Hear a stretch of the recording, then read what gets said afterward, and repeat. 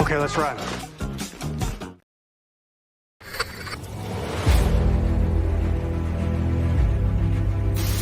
Your mission, should you choose to accept it.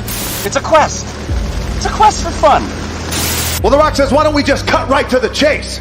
Okay, now he wants to get together. Well, he wants to talk. I want you to do me a favor. I want you to tell all your friends about me. It's showtime, folks! What are you? I'm...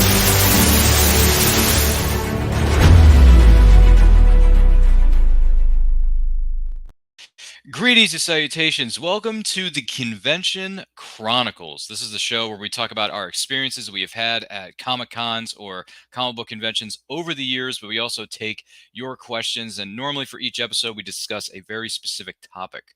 I am your host, Ryan of And I Quote Channel, and our topic for this episode is our Comic-Con bucket list. That's right. We're going to be talking about 5 specific items that we have on our bucket list that we want to experience. Maybe there may be some people we want to meet, or some things we want to experience, or maybe some artists or writers that we want to see at certain events somewhere down the line. So that's what we're going to be talking about on this episode of the Convention Chronicles. Now, if you have any questions for us, any comments about this topic, let us know in the comments. Let us know in the chat.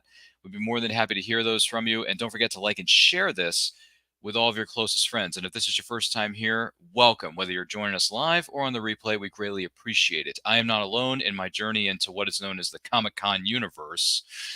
Please welcome my good friend Matt Kearns to the stage. Matt, good to see you, good sir. How are you?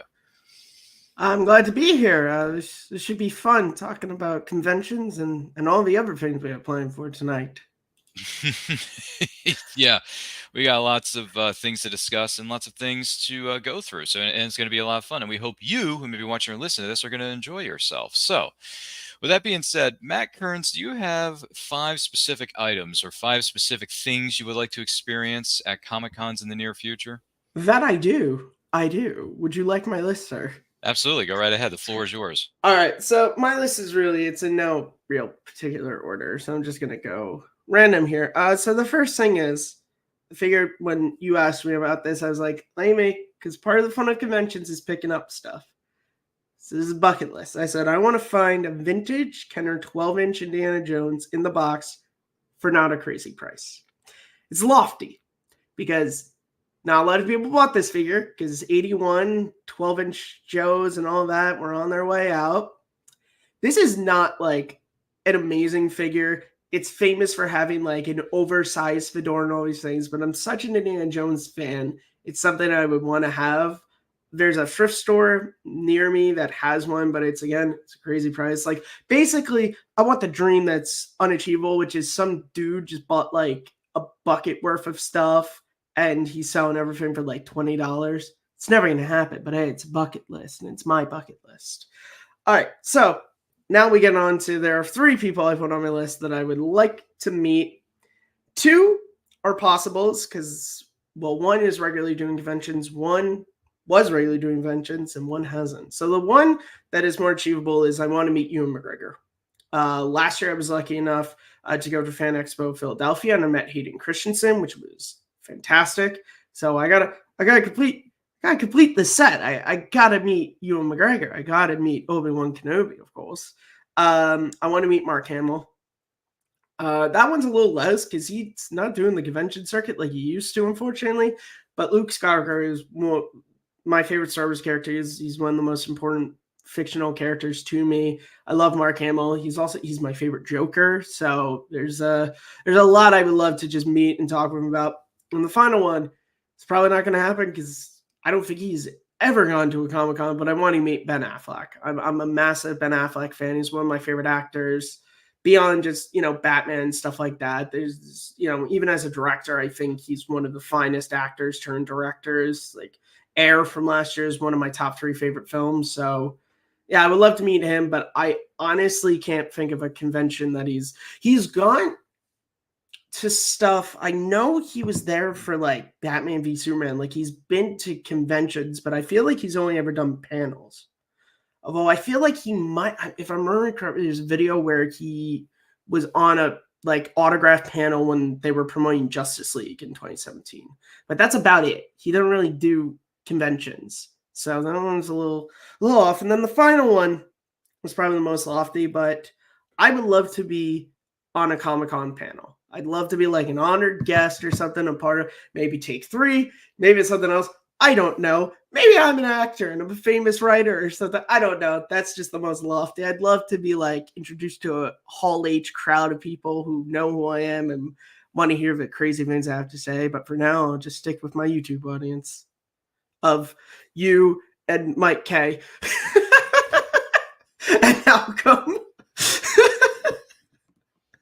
Don't forget about Malcolm. No. No, I can't.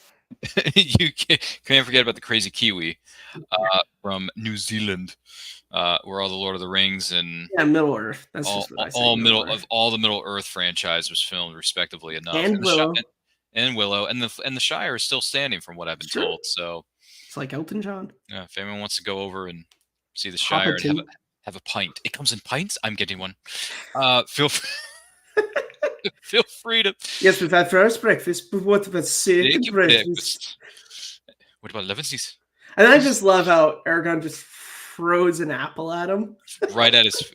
He doesn't care where it lands. He's like, it. Yeah, over his shoulder or something, or he just throws it, whatever it is. It's one of those two. You're gonna have to look at the footage, but I have to watch Fellowship again. Gosh, I did watch Fellowship not too long ago. I watched it a few months ago. It was great good. movie. It holds up. It holds up. 20 years later, that film holds up. Favorite of the trilogy for me. Yeah, it's solid. It's solid, definitely.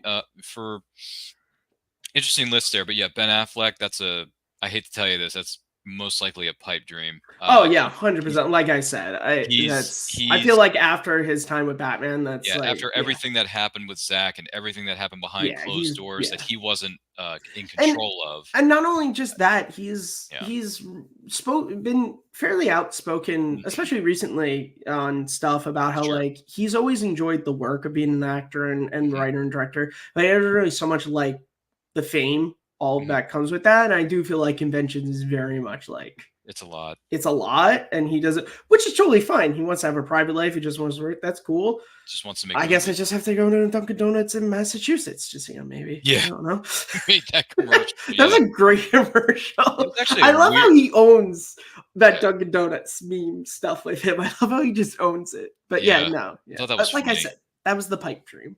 That was the pipe dream one. No, it would have been cool though because he was doing some convention appearances a few years ago when they were promoting Justice League and Batman v Superman in 2016, 2017, I think it was at Ace Comic-Con, which was the name of the event. And it's funny because a friend of mine actually got a photo out with Wonder Woman and Batman in the same shot. And I'm thinking to myself, you met Affleck, Gal Gadot, and you met Henry Cavill, and I wasn't there. That's just rude. They had an Ace Comic-Con on Long Island that I did not find out about until after it was done, and Henry Cavill and Gal Gadot were like the two big headliners. I'm like, I could have met Superman and Wonder Woman in the same shot. Because Long Island doesn't really have conventions. No, they don't. There's New York City Comic-Con, but that's like towards when that's October. Long Island does not eat. That was like it, and I saw it on a train billboard long after it was finished. I was like,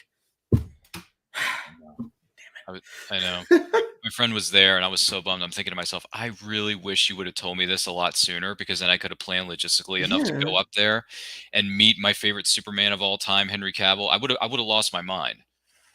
Seriously, I would have lost. Well, yeah, I guess you're right. Clark Kent and Superman are different. He's my favorite, but I was saying Tom doesn't fall. No. I guess we'll get to that. We'll get to that. Sure, we're gonna get to that, but. Yeah, if Henry Cavill... I can't meet my favorite Superman, unfortunately. Yeah. Well, if Henry Cavill ever shows up to a Comic-Con, I will lose my ever-loving mind. So it's possible. He is a massive outspoken nerd. Yeah, and he loves the fans. Yeah, so I wouldn't be surprised if he does conventions. I don't think he has a problem with it. Yeah, no, I'm sure it's probably just like a lot lot of actors. It's more just like, if they're doing a lot of work, you can't really... Like, that's like... Zachary Levi was supposed to meet at Fan Expo, but he had to drop out because a shoot was going over schedule. Yeah, so he wasn't able to get out. Shoot. So, but that's what I'm saying. That's why there's a lot of actors who I think would like to do conventions, but just aren't able to because scheduling. Like that's why a lot of the people you see regularly, which is not to disparage them, but like Mm-mm. a lot of the people you see going to conventions a lot aren't really so much regular working actors anymore. So they go Well, they to have other, conventions, yeah, you and know? they have Like other commitments that take up their time. exactly, yeah. So, So which is completely fair. So yeah. that's a great list though, and I hope you are able to accomplish a lot of those. So we'll see how it goes further. What is it called? Further down the line. Yeah. And for those of you just joining us, this is in fact the Convention Chronicles, where we're talking about our Comic Con bucket list, where we're talking about things we hope to, people we either hope to meet, things we hope to experience, or just certain things that involve Comic Con. So let us know your thoughts about it in the comments or the chat. Don't forget to like and share this with everyone you know. And if you're watching this live or on what is known as a replay, we thank you so much for being here. And Matt Kearns just shared his list with us, which, by the way, we're grateful for that. And we hope he's able to accomplish a lot of those goals within the coming years. So we'll see how it shapes up. So for me, I mean, number one this has been the number one goal on my list ever since I started going to, I would venture to say ever since I started going to conventions about 11 years ago. Yeah. And for those of you who have watched our channel for any period of time, and if you're new here, you're in for a treat.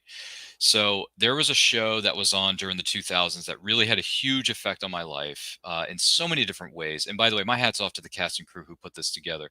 So my number one goal was to meet the cast of a TV series specifically known as Smallville, because Smallville takes place in this small Kansas town. It tells a story about Clark Kent growing up in the town as a teenager, coming to grips with his powers, understanding where he comes from, what his destiny may hold in store for him, and all that kind of stuff.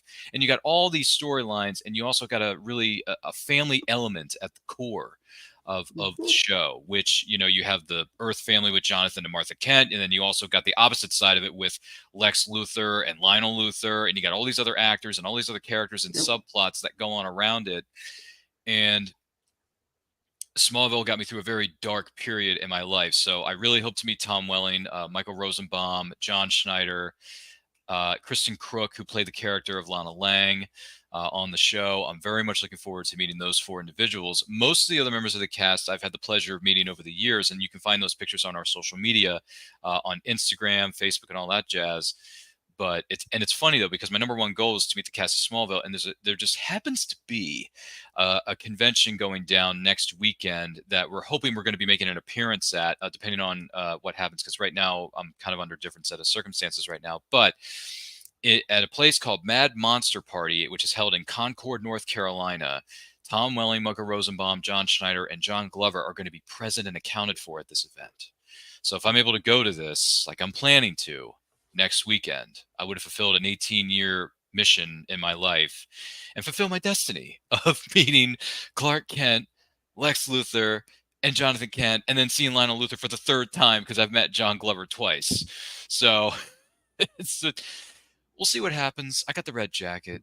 I got a blue shirt. I got a pair of jeans. I got a pair of boots. I'm ready to cosplay the living heck out of this thing and just enjoy myself. So we'll see how that shapes up, Mr. Kearns. But outside of that being goal number one, goal number two would be, oh yeah, that's right. Rub that in my face. Let's bring that up on the screen here for a second. I have unfortunately yeah, you caught but him. I have met You caught Tom him. Welling, unfortunately. Is this Fan Expo? Yeah, Fan Expo, yeah. I figured. I did not meet Erica though. I wish I could have met Erica. Dude, Erica's nice. If I could have met Erica, because my favorite Lois Lane of all time. Dude, want to tell her that. Fantastic. I love her. One of my crushes growing up. Who doesn't? But one of the things I regret though was not going up to Michael Rosenbaum, and not even so much for Lex Luthor or Flash on Justice League Up, but more for his podcast. I would love to tell him how much his podcast has meant to me over the last couple of years. Inside of you with Michael Rosenbaum. I had an opportunity, but I didn't take it because his line wasn't very long. I just wish I would have gone on the line, like not even to get an autograph, just to shake his hand, just say, hey, I just want to let you know. Hopefully he does a lot of conventions, so hopefully I'll have a chance to let him know one day. I don't know if you're aware of this information that's been released to the worldwide audience and the press, but Tom and Michael are going to be not too far from you in DC at AwesomeCon, March 8th through the 10th. DC is extremely far for me. It's not like super far, but it is a trip. But at the same time, it's a trip. It's a different state, sir. True, but you could meet Tom and Michael at AwesomeCon in a couple of weeks if you wanted to. Yeah. You could very well come down. But I'm saving up for a family trip this year, so Money going to be a little tight this Such a year. porks. And I'm also thinking of going to New York City Comic Con this year. So, well, that's a big show. So that's a lot. Because I wasn't able to go last year, which I would have loved because Ewan McGregor was going to be there. Chris Evans was going to be there. Karen Gillian was going to be there. But unfortunately, I wasn't able to because I had not been fan verified. So I had to wait to get verified. And then by the time I was there, of course, Sunday tickets were the only thing available. Nobody that I wanted to meet was there on Sunday. So I was like, whatever, I'm verified this year, so I'm going to be able to buy tickets earlier, and hopefully some of those people come back. Man, you got to get on this, man, for I sure. know. But, well, I'm just saying, the option to meet him in D.C. if you're available is there. I am not available, especially, wait, what weekend is that? Like, it's what are the March dates? 8th through the 10th of 2024. March 8th through the 10th, so it's less than a month away. It's 4 weeks away. Yeah, I'm not sure if I could swing that. That's a... Well... Yeah. Maybe a miracle or a Hail Mary will come your way and you'll be able to go. And then I've met Tom already, so yeah, it's not... but if Erica was there, that'd be a little different because I want to meet Erica direct. All right. Well, as far as I know, Erica's not going to be at this one. It's just Tom and Michael for now. But they could announce her at the last minute because they have a habit of doing that. Yeah, conventions do have a habit of doing that. I mean, they just. But I'm more hopeful for you, sir. Forget about me. I'm hoping next for weekend. you. Yeah, next weekend. So we'll see. Because because me and Ryan are friends. I was texting him when I met Tom, and I felt a little bad doing it because I know how much you wanted me, but I wanted to let you know that like Tom's cool. He's fantastic. He's so nice. The expression, it kind of stung me a little bit that you got to see Tom and I didn't. But here's the funny thing about that, though. My friend who was also at that same event that you were present at, she met Hayden Christensen. And then after that, or was it you? No, yeah, it was Hayden. So after Hayden, she ran over to Tom and she got me an 8x10 signed by Tom Wellings. For me, she got me a gift. Oh, that's awesome. So which was nice of her. And it was actually a picture of Tom from like, oh my gosh, he has a baby face. It was like season 1 or 2 of the show. And I'm thinking this must have been season 2 because he's leaning up against the fence. He's got this, red shirt and a pair of blue jeans going on. Yeah, I really like the picture I got is him in the fortress. He's wearing the red jacket. I was like, because he had a massive like table of pictures and like I was like it was a little overwhelming to like try to find the perfect like shot because again if Erica was there I would have probably gotten a picture of him and Lois and gotten them both to sign the same picture but it wasn't, so I was like, you know what, this is perfect. In the fortress he's wearing the red jacket and the blue shirt. So good.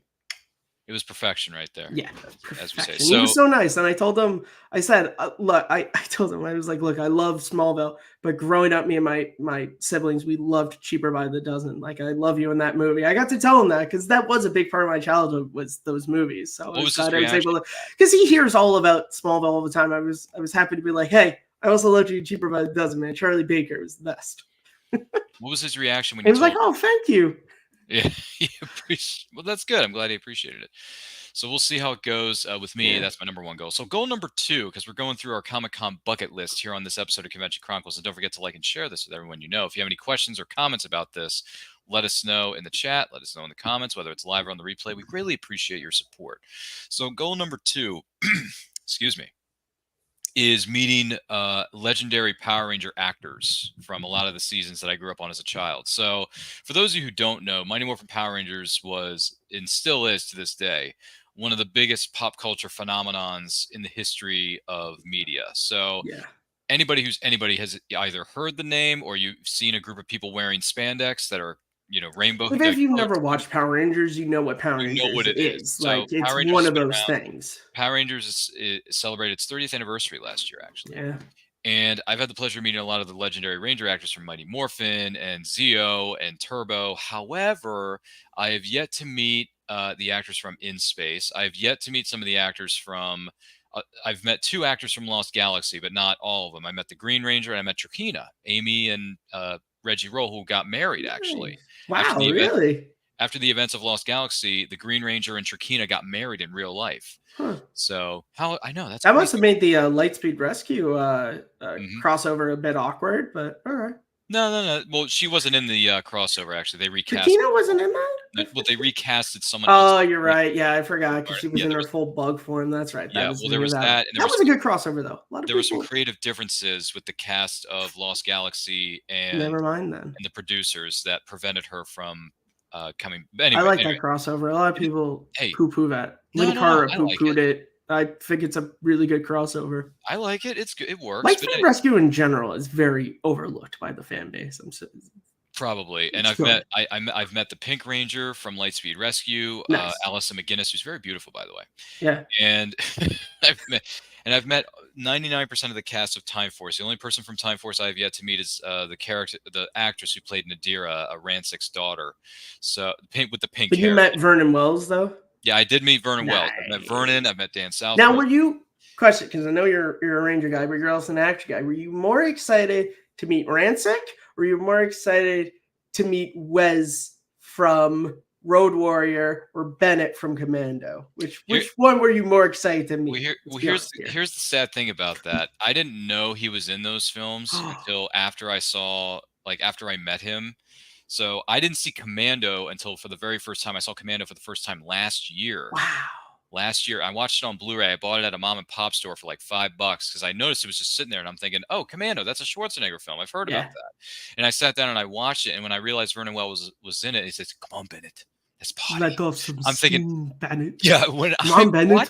Don't you want to use the knife for me? Yeah, I'm gonna kill you. When I watched that, and by the way, for those of you who haven't seen Commando, it's one of the funniest, best action movies ever made. So don't disturb my friend. He's dead tired. He's dead tired. My favorite exchange in that whole movie is is where he's just like this Green Beret is gonna kick I you. I eat green berets for breakfast. I'm very Fuck hungry. You asshole. The way Arnold responds, fuck you, asshole. Oh, by the way, Random Rick Reviews just said, "Let off some steam, Bennett." Let off some steam. That's Bennett. right. That's right. By the way, thank you, Random Rick Reviews, for being with us here in the chat and on this, being a part of the chat of this episode. Thank you so much. Don't forget to like and share this with everyone you know. So, but Vernon Wells is cool. I would like to meet him too. He was a nice guy. He was great. He signed my not the Time Force DVD, but like the special features from the box set of Power Rangers that had him on the front of it. I think it says like "Bye Bye Ryan" because he says "Bye Bye Rangers," and like what is it? Vernon Wells dash Rancic, and I was like, "Oh, that's awesome. That's cool." So that's another good crossover where he gets redeemed in the Wild Force crossover. That was one of the 3 best episodes of that season. That was the first season I saw in total. So. Okay, well, listen, Wild Force has a huge following. So listen, I'm not throwing any shade on anyone who likes that. If you do, more power to you. But yeah, the Time Force crossover is awesome. Which is called Reinforcements from the Future Parts 1 and 2. It does what Forever Red. The best Power Rangers crossovers do, which is like it pushes the stories of the previous season forward because it's like you find out what happened to Jen and to all these characters, but then they also give Rancic like a redemption. The other ones don't really push the story forward. They just show. Yeah, it's just like, hey, it's like to the 10th power, push the story of space forward. Great. Yeah, and then Forever Red didn't, but that was a special. Like it was just like, hey, we get to have all these Rangers together. It was a 10-year anniversary of the series. Yeah, so it didn't have to. But, yeah, I liked it. But yeah, so Forever Red is one of my favorite episodes of all time. Dude, it's fantastic. And by the way, did you know you can watch Forever Red on YouTube for free? Really? Yeah, it's on the Power Rangers YouTube channel. Because they took Wild Force down from Netflix, so I can't watch it anymore. Well, Forever Red is on there. So if you ever want to go back, you can watch it. Thank God.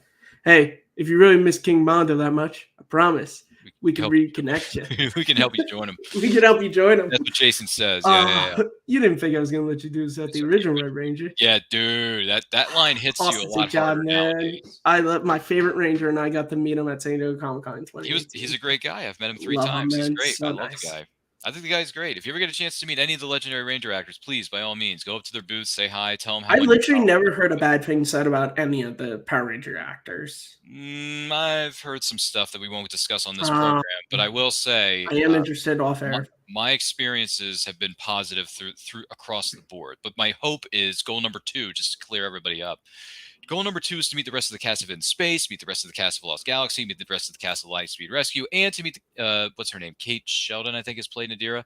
So hope to meet her at some point down the line. That's goal number 2. But you've met Jason Faunt, which is one of my favorites. I've met Jason twice. Yeah, I would love to meet him. And I met Erin Cahill twice. Yeah.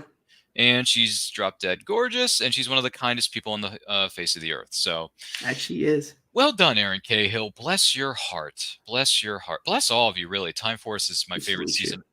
Same here. Same here. Favorite season. It has the best story It has one of the best theme songs.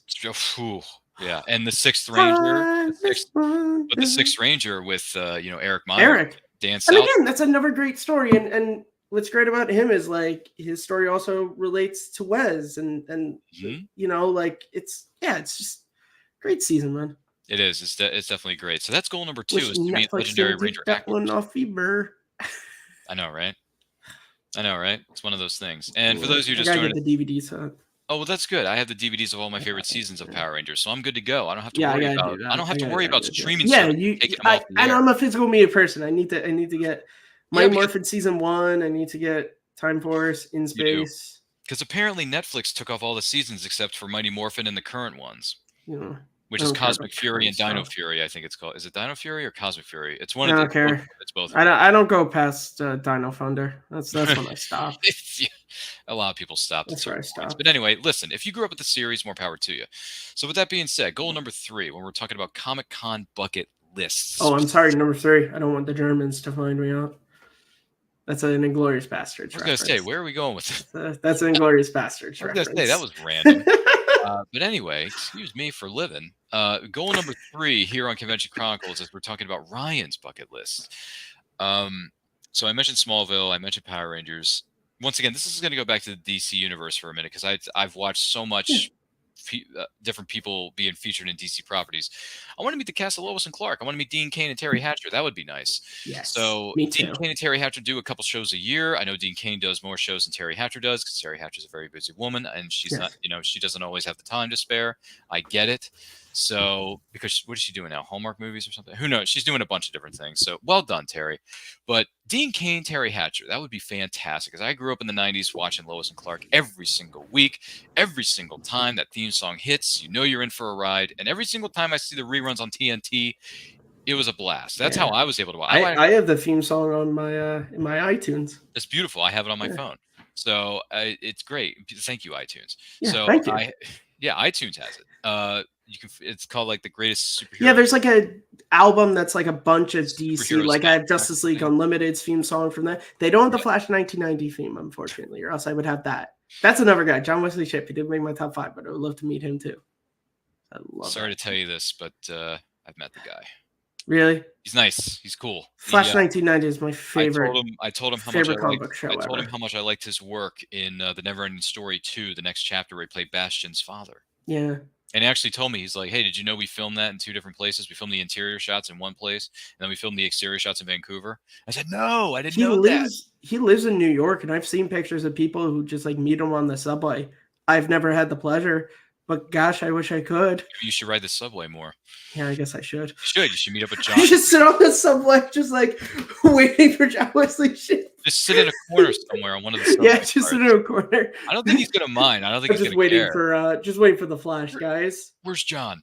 Just waiting for the Flash. Oh, Grant Gustin's here? No, the other Michael guy. Rosenbaum is here? No. We're talking about John Wesley Shipp for a minute. John Wesley Shipp, and they're like, who? No, he's a And I nice go, guy. He's He on was the great. Flash, 1990, and they're like, there was a Flash show in 1990. I'm like, yes. Yeah, it only lasted 2 minutes, so it wasn't on very, very long. It's because CBS screwed it over. They messed That's it up. neither here nor there. No, it is truly reported that they kept changing its time slot. They never really let it have a chance, unfortunately. Yeah, they were But creative. it's my favorite comic book show of all time. Wow. Okay. Hot takes. All right. So for me, Lois and Clark: The New Adventures of Superman cast would be great. I know we're sensing a bit of a theme here. Goal number 4 would be to meet as many members of the Star Wars family as humanly possible, whether it's Mandalorian, whether it's Clone Wars, whether it's some of the newer stuff like Book of Boba Fett, whether it's, what's the other one? Ahsoka. Yeah, that would be Ahsoka. cool. Ahsoka came out recently, which you can find. Clone Wars, Rebels. Clone Wars, yeah. It's funny though, because I've met Ashley Eckstein twice, and I've met James Arnold Taylor and Matt Lanter once, but at the time I didn't have the funds to get a selfie with them. So the next time I see James and Matt, I'm going to get selfies with them and tell them, hey, you guys are some of the nicest people I've ever met in my life. So. I don't have pictures with them, but I met Matt Lantern and D. Bradley Baker. D. Bradley Baker. Star Wars Celebration 5. Both were very nice. I was 12. Matt Lantern could have been nicer to me, and I told him he was my favorite character. And then D. Bradley Baker, I loved and I knew he was Perry the Platypus, and I asked him to do the Perry the Platypus voice for me, and he did it. He was so cool, and he talked to like me and my family for like a really long time. He was just so cool, and he told me about the Perry the Platypus. He was like, "You want to know the funny thing is why Perry doesn't always talk? Is I record that once, and they only pay me when Perry talks." Well, wow, that is. And I have an autograph that says to What is it? Matthew, blast him, D. Bradley Baker, Rex and the Clones.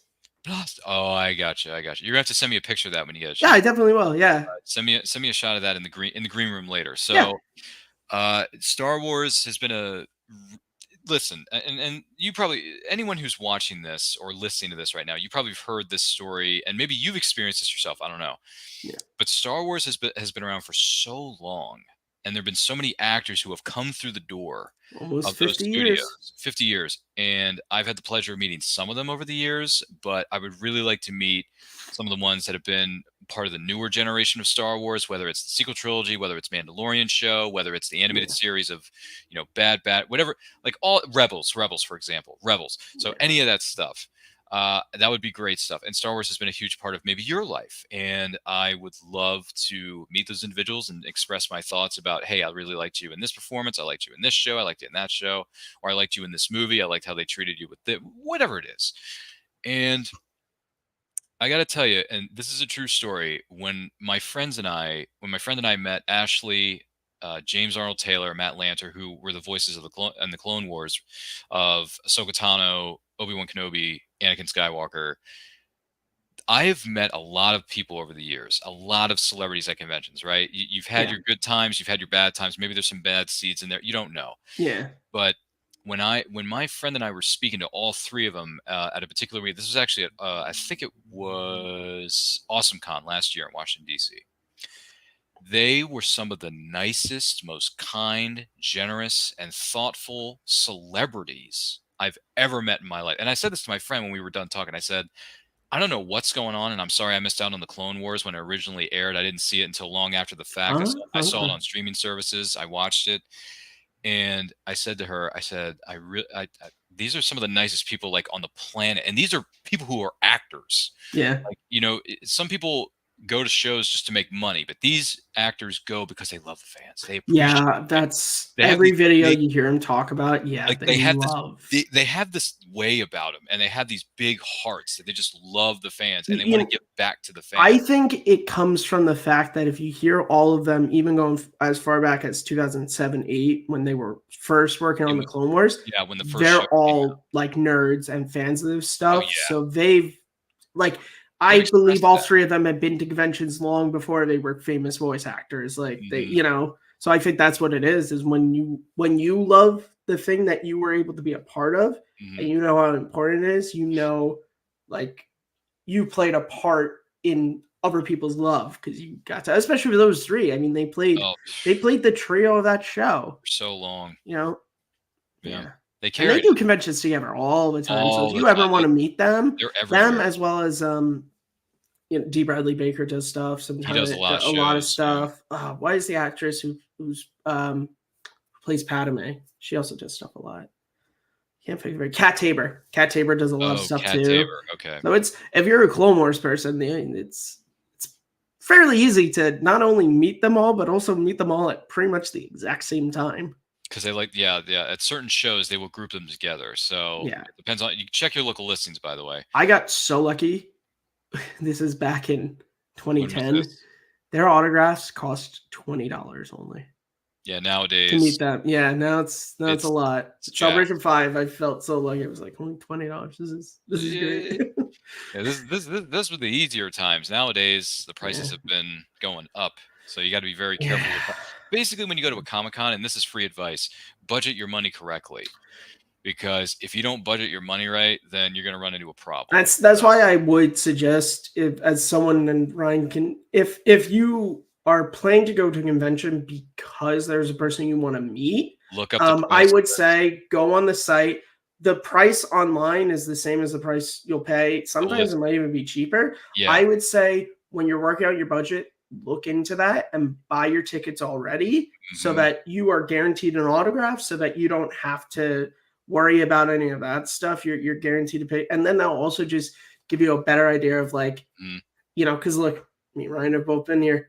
These booths and stuff, man, like there's a lot of stuff that looks so cool, but if you know ahead of time what you're spending to meet Matt Lantern or a Tom Welling or this person and that person, it's believe me, you're going to, unless you're like Richie Rich and you could just pee money, then go for it. But for the rest of us simpletons, it really does help to budget out and to know how much you have to sort of, save to meet these people.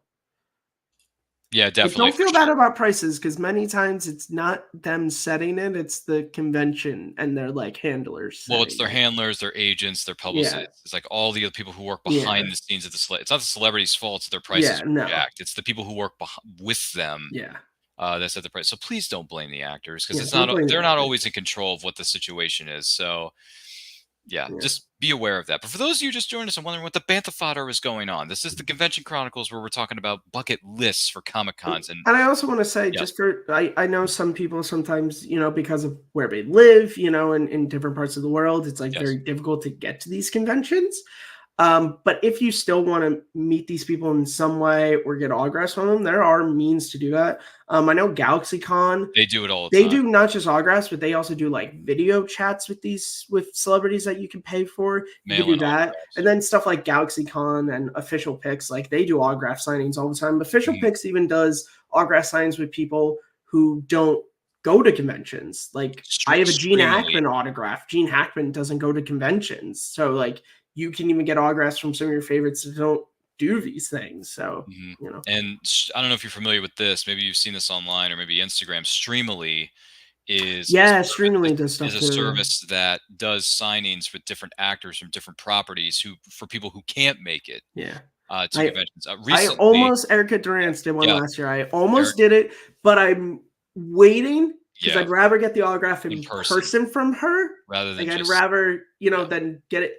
There will become a point where I'm like, I don't think she's ever going to be at a convention. I'm just going to break down and just buy one.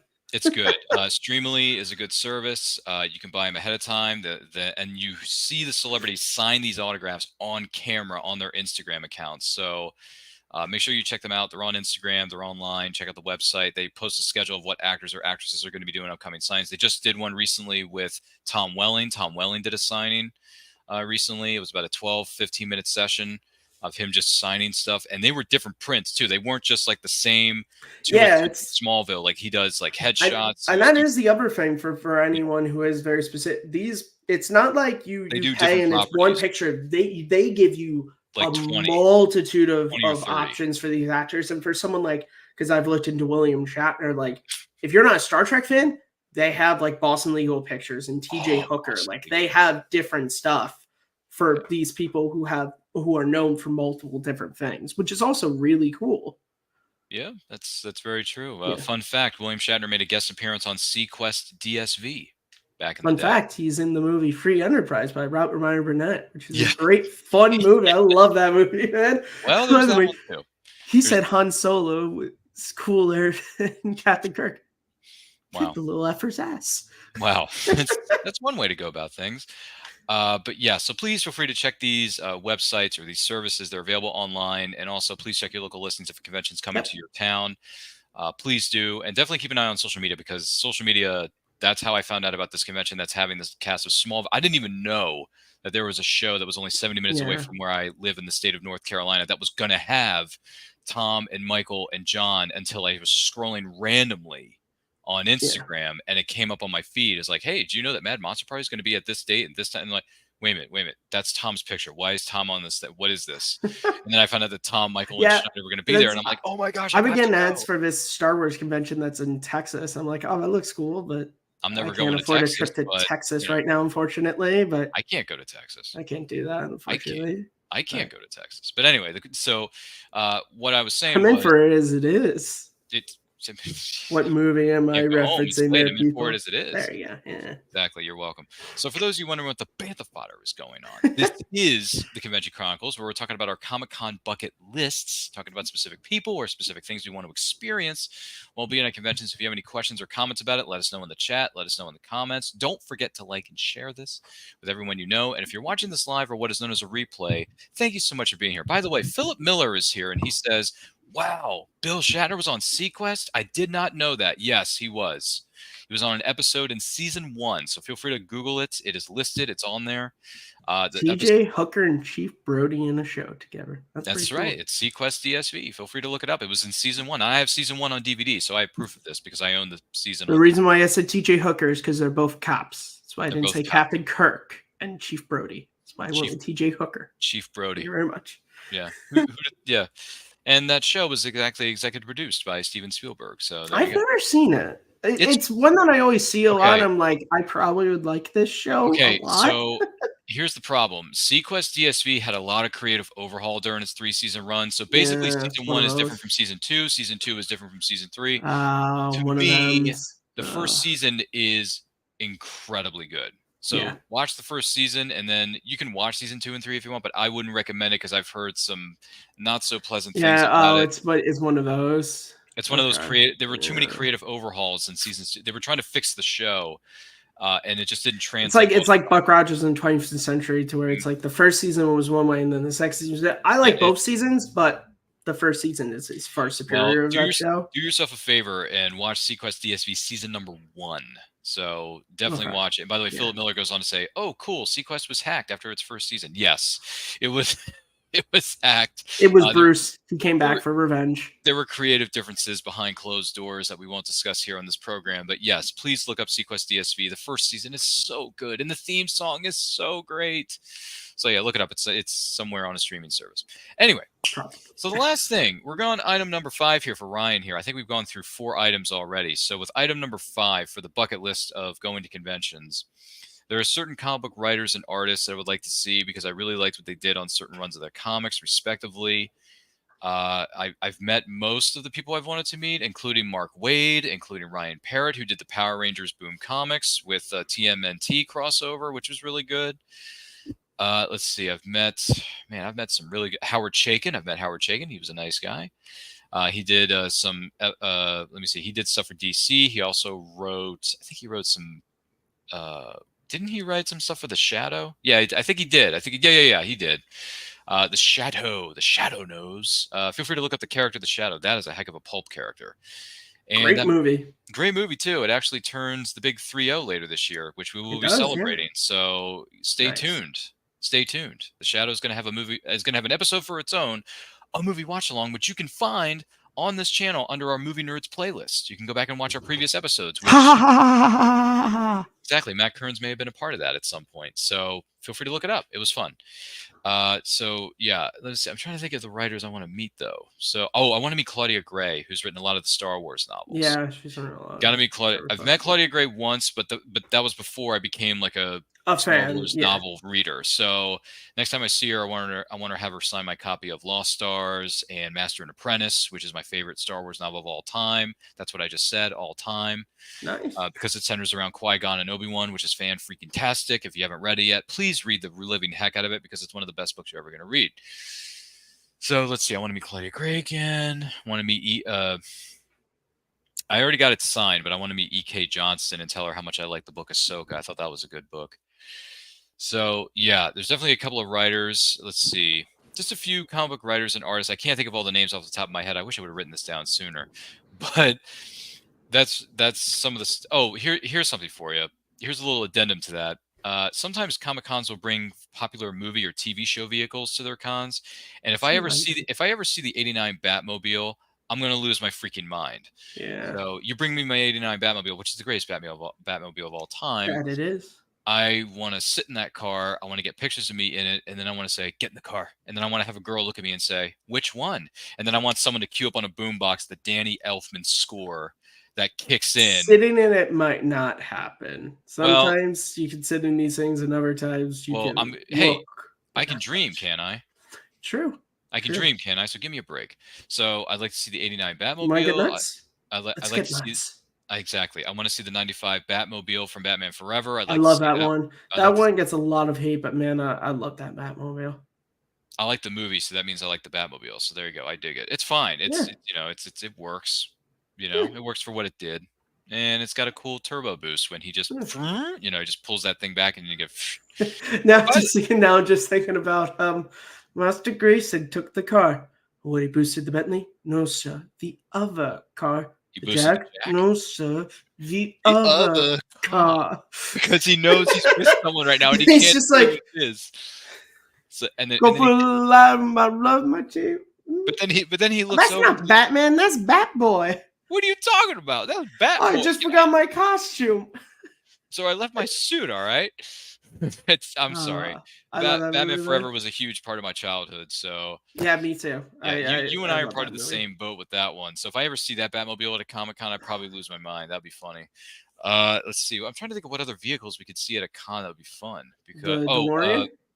no, I've already been in a. I've Oh, sat in the okay. DeLorean. I've taken I've pictures in it. seen the real screened used one from Back to the Future Part 3 at Universal Studios. Okay, that I've not seen, but And I have seen touched it. other I don't think you were supposed to, but I touched it. DeLoreans. Touched it. And they also had the train, the real ones from the movie. Mhm. I saw the Doc's time train as well. I really like to have seen Yeah. that because Back to the Future Part 3 is my favorite of the sequels. No, me too. Yeah. Yeah, that's my favorite of the sequels right there. I love So all three of them, though. I mean, the trilogy's great, but like Yeah. BTTF3 is my favorite. It- 2 used to be my favorite, and then 3 I- became my favorite. I really like 2, and I think it's great. I think the last act where they go back into the first movie, I think is really brilliant. It's funny, but I think with 3, they really do a good job of slowing things down, and I really like course they, correcting. like. No concern to that great conversation between Marty and The Western. Seamus, to where he tells about his brother Martin, Hmm. and it's just this realization that Marty has of just like, Had a brother. and then just hopefully you are thinking of the future, Mysterious Wood, I think about it all all the time. Yeah, Like, but it's this great, just like, and realization. Michael Fox is an incredible actor, and just the way just even the line "had a brother Martin," like this, like you can just feel this, like this guy has been through the trauma of losing his brother because of what Clint is doing. That's Mhm. yeah. Back to the Future. We got to do a podcast about Back to the Future here one day. We got to talk about that. Feel free to send me a DM and we'll set something up. I'm more than happy to talk. Anytime you want to talk about that trilogy, brother, you let me know. And by the way, fun fact for those of you watching us at home, Back to the Future Part 2 turns 35 later this year. We're going to be celebrating that on Movie Watch Along. So in case anyone's interested, Back to the Future Part 2 turns the big 3-5 later in the summer, I think it was. So stay tuned. They're coming your way very soon. By the way, look at this interaction we're getting in the chat. Oh my gosh. Well, And yes, there's look, me and Michael J. Fox. you. And then I'm just gonna slide over. I don't want to course show you my are. brother's face. And there's Hey, Chris it's Lloyd. Chris. It's And Chris. I tell you, Fan Expo, that was one of my so I only got a picture with them because I had bought an autograph for Official Pics the year before, actually. So I didn't pay for autographs from them. If you've ever been to convention pictures, it's not super, super long. It's kind of usually very in and out. But Michael J. Fox is like a hero of mine. And I got a quick moment and I said to him, I said, Mr. Fox, I just want to let you know that you're one of my heroes. And he turns to me and said, well, you're one of mine. And then we took our picture and I was like, oh my God. That's a moment. My That's a favorite moment. moment. You can't buy that kind of stuff. You just have to experience it Yeah, for yourself. and By the that's way, a moment because of what he means to me. I'm gonna carry that with me for the rest of my life. You know. And congratulations on that. I've had the pleasure of meeting Christopher Lloyd many years ago. We took a picture in front of a DeLorean time machine and a Yeah, clock I've seen that tower. picture. You've shown it to me before. Yeah, that was one of my that's one of my favorite photo ops I ever got in the history of my life. So, and Christopher Lloyd was nice too. He's one of the nicest dudes. So, if you ever get a chance to see Christopher, and by the way, for those of you who do go to conventions and meet the cast of what is known as Back to the Future, please be patient with Christopher Lloyd and Michael J. Fox. They are not as young as they once were. Michael J. Fox is getting very, very, very, very, very, very. Things are becoming more difficult for him as he gets older. So please be conscious of that, and also be patient with Michael and Christopher because they love you guys. They want to meet you. They want. That's why they're there, but just understand that it's getting a little bit harder for them. Especially 2 people that I haven't met that I want to meet: Tom F. Wilson and Leah Thompson. I want to meet them as well, and they do conventions a ton. A friend of mine got me Leah Thompson's autograph, and it says, "To Ryan, thanks for being my destiny." Oh, I I saw Tom F. Wilson though at the convention. It was really funny because someone quoted a Biff line to him, and he turns to him and goes, "Don't use my lines against me." Why don't you just leave and take your book with you? Anyway, so there are people in the I just chat. would want him to. I would ask him to say Yeah. my favorite Biff line of all time, which is "Get the hell out of my car, old man." You want to marry that girl, Biff? I can help make it happen. Oh, who you, Miss Lonely Heart? Anyway, listen, we can talk about this all day. And Kearns, you and I need to sit down behind closed doors when this episode is over and talk about how we're going to discuss one of the greatest Back to the trilogies of Future, all yeah, time. me too. Because you and I are fans of that, Yeah. fortunately. By the way, Tim Smith is here with us. He says, mostly Ryan Hey. just wants to meet all the Smallville writers. I don't know if it's the writers, but definitely the cast. Yeah. That is for sure. And then Timothy Smith goes on to say, save up the money. You can build a fan version. You can sit in it and own like people with DeLoreans. True. I mean, there are people out there who I think do make their own custom, 89. I mean, there's probably people who make all the Batmobiles, but I'm sure if you invested your money, sir, you could have a functioning Batmobile that you could drive around. Street legal, yeah. But let me tell you something. Let me win the lottery first. TM Smith Reaction says, build a fan version, Ryan, like people with DeLorean. Yeah, thank you. Let's see. The first was my favorite, honestly, regarding the Back to the Future trilogy. I love the other two films, but the first was the best for me. If that was a one and done, it would have been perfect for the time. Okay. All right. Hey, I talked about it as being a perfect movie. Right here on this channel. You actually spoke about that about it not too long ago. You can check that out on our that's on our Movie Nerds playlist. Feel free to go back and watch those episodes. Brian Nussbaum is here. He says, my rankings of the Back to the Future films are the following: 2, 1, and 3. Okay. Back to the Future is my favorite trilogy of all time. It's one of those things to where if someone says like, "Oh, 2 is my favorite," 3 is my like, it's not one to where I go, "Oh, really?" It's like I believe any. It's like the Star Wars trilogy too. It's one of those where I'm just like, yeah. If you say Return of the Jedi, if you say Empire, if you say Star Wars, like there's no right or wrong. Either one makes sense to me. It's not like Jurassic Park where someone's like, "Oh, Lost Worlds is my favorite." I'm like, "Oh, that's really interesting." Like I like hearing that, but like most people say, "Oh, it's Jurassic Park." It's like, guess that, like Back to the Future and Star Wars. I'm just like, yeah, any one of the three, I can totally see being your favorite. Gotcha. And then TM Smith Reactions goes on to say, I'd go 1, 2, and 3 for myself, Brian. Okay, that's fair. That's absolutely me too. Fair. That's my right. No, mine's 1, 3, 2 actually. Oh, 1, 3, 2. Sorry, I was reading it wrong. Yeah. Okay, so you and I are in agreement on that one. And then TM Smith goes on to say 3 is the weakest, but it's still good in my opinion. Okay. To each their own. To each their own. All good. Brian Nussbaum said the best Back to the Future person to meet for me was Thomas F. Wilson. Yeah. Oh my gosh, Brian. He is great. Dude. I forfeit. Forfeit? What does that mean? That means you win without fighting. Without shooting? You can't do it. You can't do that. Like, I'm telling you, it's just I like how he says it to him, and then he's like, how many? No, I need to say to this guy, you can't do that. He basically Thomas F. Wilson and by the way, other actors did this too within the franchise, right? But Thomas F. Wilson played like 4, 5, 6 different iterations of Tannen family people, and I'm thinking to myself, I don't know how he did that, but he does it so brilliantly. Michael and Tom played the most variations of their respective families. What is it, like 4 or 5 or something, maybe 6? Well, because Michael plays teenage Marty. He plays 30, 40-year-old Marty. He plays his son, his daughter. And he plays Seamus. So that's 5. And then you have Tom plays young Biff, old Biff, older Biff, Griff, and Mad Dog. So, they're both at 5. Jeez, that is so many iterations. Unless you count the animated series in which Tom F. Wilson plays all the Tannen ancestors, then he has a lot more on Michael J. Fox. I don't really got into. Yeah, so then they're tied with 5. Brian Nussbaum goes on to say, speaking of conventions, later in the year, I'm going to be meeting Dolph Lundgren from the Rocky franchise and Chevy Chase from the Vacation franchise. Wow. 2 cool people. So you get to meet Ivan Drago and Clark W. Griswold. Thank you. Or Fletch. Or whichever. Or just Saturday Night Live, whichever Chevy Chase you prefer. Or Pierce from Community. What about Caddyshack? He was in Caddyshack. Oh, Caddyshack's one of the best. Wow, you're gonna be meeting Dolph Lundgren and Chevy Chase, dude. That's pretty cool, man. Yeah, no, Dolph Lundgren. Yeah, that's cool, man. Yeah, Dolph Lundgren's been. Gosh, is there any franchise? He's Ivan Drago. He's in Universal Soldier. He was He-Man. Masters of the Universe. He was the second kindergarten cop that we don't talk about. Which we don't. He was in Navy SEALs with Charlie Sheen. Yeah, and Michael Biehn, if I'm not mistaken. Was Michael Biehn in that too? Yeah, I think he was. Yeah, I think he was in Man, Navy I like SEALs. Michael Biehn. He's a nice dude. I met him at a convention. He was great. My godmother got me a cameo for my birthday a couple years ago. Nice. And Michael Bihn's a nice fellow if you ever get a chance to see Yeah, him. I would love. Oh, I'm such a Dude, massive Kyle Reese fan. I would love to meet oh him. yeah, he'll talk your ear off about Such a the massive Kyle Reese Terminator. He fan. loves talking about that I stuff. that movie means so much. That's in my top 10. I Darn right. love to Guess meet what? him. Guess what? The Terminator turns the big 4-0 later this year. It We're going to be celebrating does. that. We're Yeah. going to be celebrating that. So we're going to be here on Movie Watch Along. So make sure you tune in for that. By the way, Philip Miller says, was Dolph Lundgren in a Superman film? No, he wasn't. No, he wasn't. He was I'm sure not. some people might confuse him for Nuclear Man. Which was Possibly?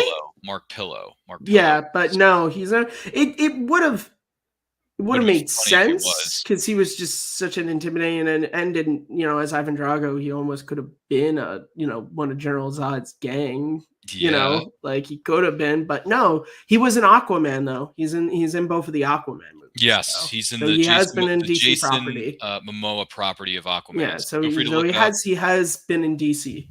Yeah, and by the I way, don't he think says is he in Zack Snyder's Justice League? He might have a cameo in that too. Philip Miller says, Matt, Nuclear Man was what I was thinking of. Thank you so much. There you go. See, that's what we're here That's for. what I'm here for. Yeah, that's what we're here for. We got fun facts for you, Philip Miller. So there you go. Those are my 5 items that are on my convention, what do you call it, Comic-Con bucket list here on this episode of the Convention Chronicles. And if you have any thoughts on maybe some people you want to meet. Ryan's are much more achievable than mine. I know, it's so sad. Ryan really, but that's also because Ryan goes to a lot more of these conventions. I do, so he's able to be like, what is actually achievable? I don't know. I'm actually going to a convention tomorrow that I wasn't originally planning on going to, but I end up going to it anyway. That's Ryan goes to so many conventions. He just wakes up and he's just at them. He didn't even know he was going to them. He's just he appears. I didn't wait. Yeah, and he cosplays. I don't really do that at conventions. I do. I've cosplayed only to 2 conventions. I cosplayed to New York Comic Con once. I was Mark Riley from the Schmodown. Nice. It's a very famous thing I was known for in that community for doing. And then I was Dagobah Luke at a Star Wars Celebration. Oh, Dagobah Luke with the the Yoda and the backpack. I'll show you a picture of it all. Yeah, dude, you got to DM that to me later on. Yeah, definitely. I'll share. We can talk about it in the green room here in a minute. Yeah.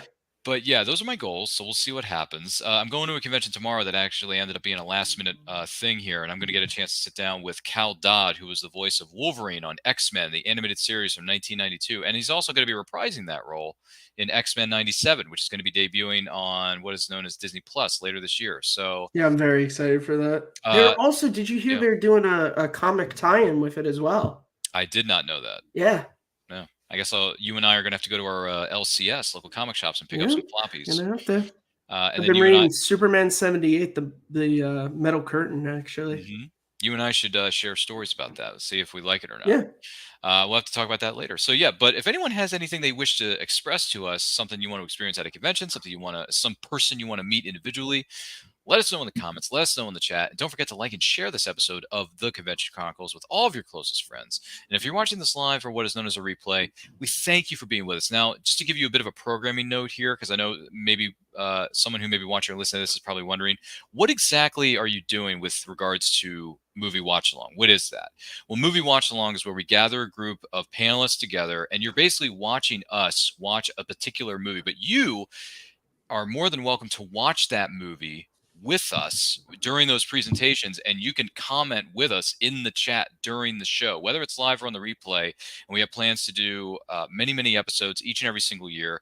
I think we're going to be outdoing ourselves this year. Considering 94 is just 94 alone, not even including well, there's 2004. 89, there's 94, there's was it 99? You got what's 89? What's 89? 89 is Batman. No, but I mean, what's the math in me? We're never friends. Oh, I'm sorry. 89 is 35 years. Okay. So 89 is 30. You got 89, you got 84, which is movies turning 40, which includes The Terminator, and it also includes Indiana Jones and the Temple of Doom. Temple of Doom. Yeah. Indiana Jones and the Last Crusade. Turns 35, which we will be celebrating. Lethal Weapon 2. We haven't added that to the list. Roadhouse. I haven't seen that one in a while. I should go back and revisit that. Do you enjoy pain? Pain don't hurt. I'm sorry. I've seen Roadhouse. It has its moments. By the way, if someone gets in your face, you be nice. You be nice. That's what Patrick Swayze tells everybody. Until I tell you not to be nice. I want you to be nice. Well, what are they doing? Drinking? Having a good time? Be nice. You're stupid to have a good time. I want you to be nice if everyone confronts you. I don't know what it was, but anyway, Roadhouse is an interesting film. Feel free to go back and revisit Yeah, it. License to Kill, 89 as well. Which, by the way, that has been added to the list. So we will be celebrating Timothy Dalton's swan song within the Bond franchise, respectively, with License to Kill, which is the name of the film. That's there. Later in the summer, we will talk more about that Yeah, later. there's so many between 89, 94, Look at 1984. 14. I mean, 1984 had the never-ending story. Yeah, Terminator, as you said already. Temple of Doom. Star Trek 3. Temple of was Doom. 84. Temple of Doom, Karate Kid. Ooh, that's another. By the way, Nightmare on Elm Street. Yeah, Nightmare on Elm Street. Ghostbusters. 16 Candles. Ghostbusters. Yeah, Ghostbusters. 84 was all of those. Yeah, that's a you got a lot. Brian Nussbaum says Peter Griffin's favorite movie of all time. Is it? Roadhouse. I'm not really a Family Guy person. I'm not. I know there's a meme about it. Every time I post there, someone else will be like, "Of course there is." Oh, Roadhouse. And it's like, of course there is, but things exist beyond Family Guy. Okay. There's a lot of other properties out there that exist besides Family Guy, but feel free to check them out because they're on their local listing somewhere. Well, I want to take this opportunity to say thank you to Matt Kearns for being on the panel with us, talking about conventions and what he hopes to achieve by going to conventions in the near future. And congratulations on your list. Hope you're able to accomplish a lot of those things. The Ben Affleck thing is the pipe dream, but who knows? Maybe he'll change his mind one day and say, hey, guys, I've done so many movies in my career. I want to meet my fans. So you never know. Why not? Or maybe more realistically, his career starts going badly and he needs some money, so he starts doing conventions. Who knows? Well, I wish for the best for you, Ben. So I hope it's the first. Because we like the guy personally. And you can just do New York Comic Con once and let me meet you, and that's it. You never have to do a convention again, sir. He could do New York Comic Con, so it's knows? Right by Boston. It's right by Boston, right? Boston Convention, though. And just do Ace Con Boston. There's a 90s con in Hartford, Connecticut. Fun story. Me and my brother were supposed to go to an Ace Con in Massachusetts, but it got canceled because of COVID. And we were supposed to meet Hayden and Ewan. Oh, gosh. But it got canceled because of COVID. Did you hear about 90s con in Hartford, Connecticut? It sounds... I feel like that's happened previous years, right? It's not new. Yeah. I feel like I saw last year Danica McKellar posted about it. She was there, but this year they're going to have the cast of Full House. So. Okay. Well, when you say the cast of Full House, well, not everybody, but Dave Coulier, Andrea Barber, Jodie Sweetin have been announced. There's a name that is missing there that is really Candace Cameron Bure unfortunately can't make it. No, I was talking about John Stamos. Oh, well, I was Uncle Jesse person.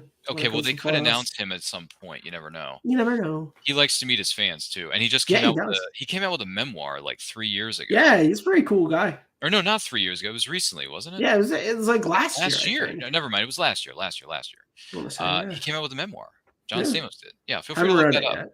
I haven't read it yet either, but I do want to read it though because I'm very fascinated by that. Yeah, he's lived an interesting life. That's why I want to go and read the book, which is what you should be doing, which is reading the book. But this has been a great episode of the Convention Chronicles. We've actually dove into a lot of different subject matters concerning certain properties, certain characters, and certain actors and actresses that we would love to see at future events. And hey, I get to hang out with Wolverine, so OG Wolverine tomorrow, so that's going to be fun.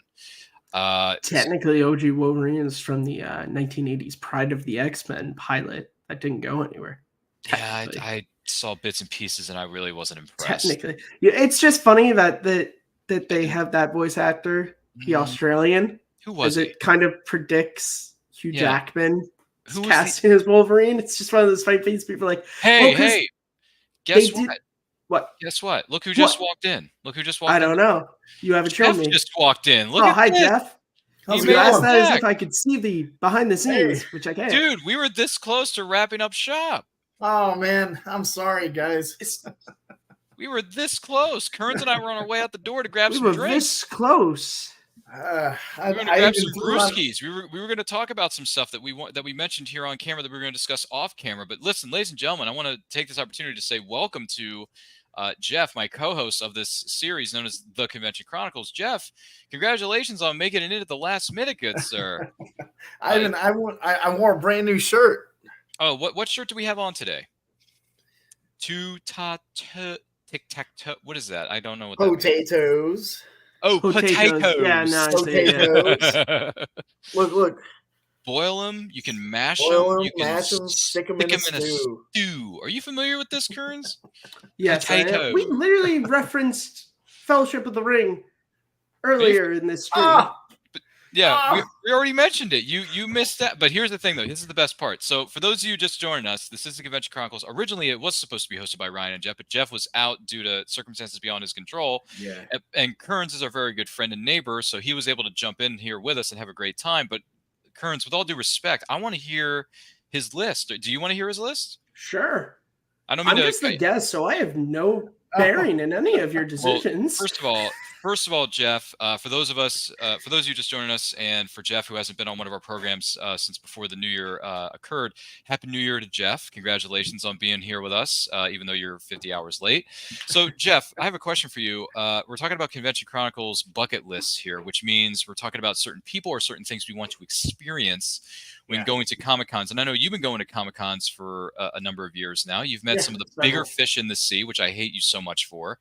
And you've gotten autographs that Kearns and I would give our left arm for at this point in our careers. And we're very jello of you. But outside of our jealousy and our hatred of you. No, I'm kidding. We don't hate people around here. I mean, I've got autographs I'm sure Jeff might be jealous of. Yeah, Jeff might be jealous of you here in a minute. I don't know. Maybe, but Jeff, maybe. we're very happy to have you here. Possibly. But the question on everyone's mind, and I'm sure Kearns is wondering the same thing. I am. What are 5 things that you hope to experience when going to conventions in the future? What's on your list? So I did top 5 people I want to meet that I haven't met yet.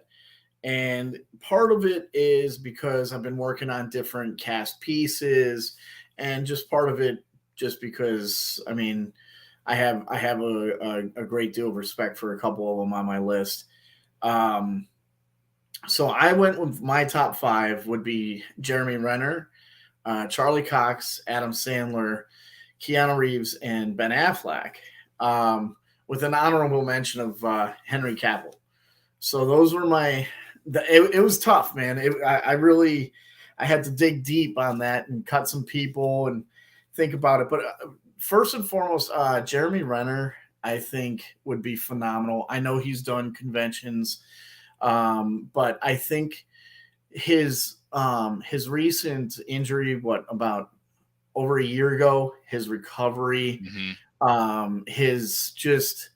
he's very graceful and humble about it. He's he doesn't even look at himself as a hero, even though he put himself at risk to save his nephew. He looks at the people who worked on him and who've been helping him recuperate as heroes. And I think that is just such a phenomenal story. And I would love to. I would love to sit in on a panel once he's able to do it. And I would love to. I do have a Thor poster I've been working on. I should be getting it back relatively soon from Twin Cities after the signing with Anthony Hopkins. So hopefully I'll be getting that back. And then Jeremy Renner would be the last person to sign it, and that would be it. And then I'll frame it, and it's a cast poster. And it's been a fun little adventure with that one, you know. Charlie Cox making the return to Daredevil. I'm really excited about that. I've got a bunch of Daredevil stuff waiting for him to sign. So I think I have at least 3 to 5 just Daredevil pops waiting for him to sign. Just alone. And it's a shame because before probably season 1 you could have gotten them for $40. Now I'm thinking it's going to be maybe 3 times that just to get him to sign 1. So that's going to suck. But, you know, I love the character, love the shows, love what he's done with Daredevil.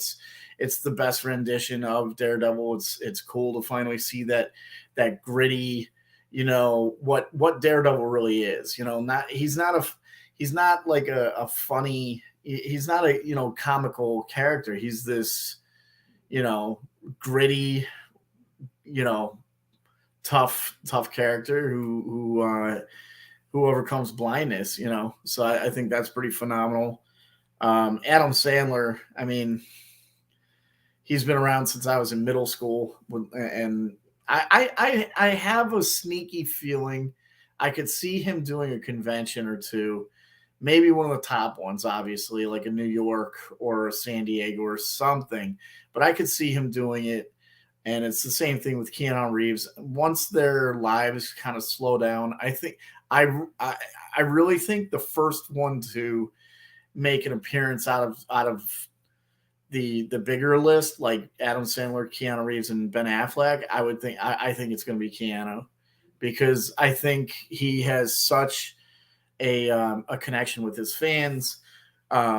He's kind of nerdy like us too, you know. He's got that pop culture interest, and he knows how big that would be. So I think he got a taste of what it's like to be in the public eye, like on the ground running, when he did his music tour last year.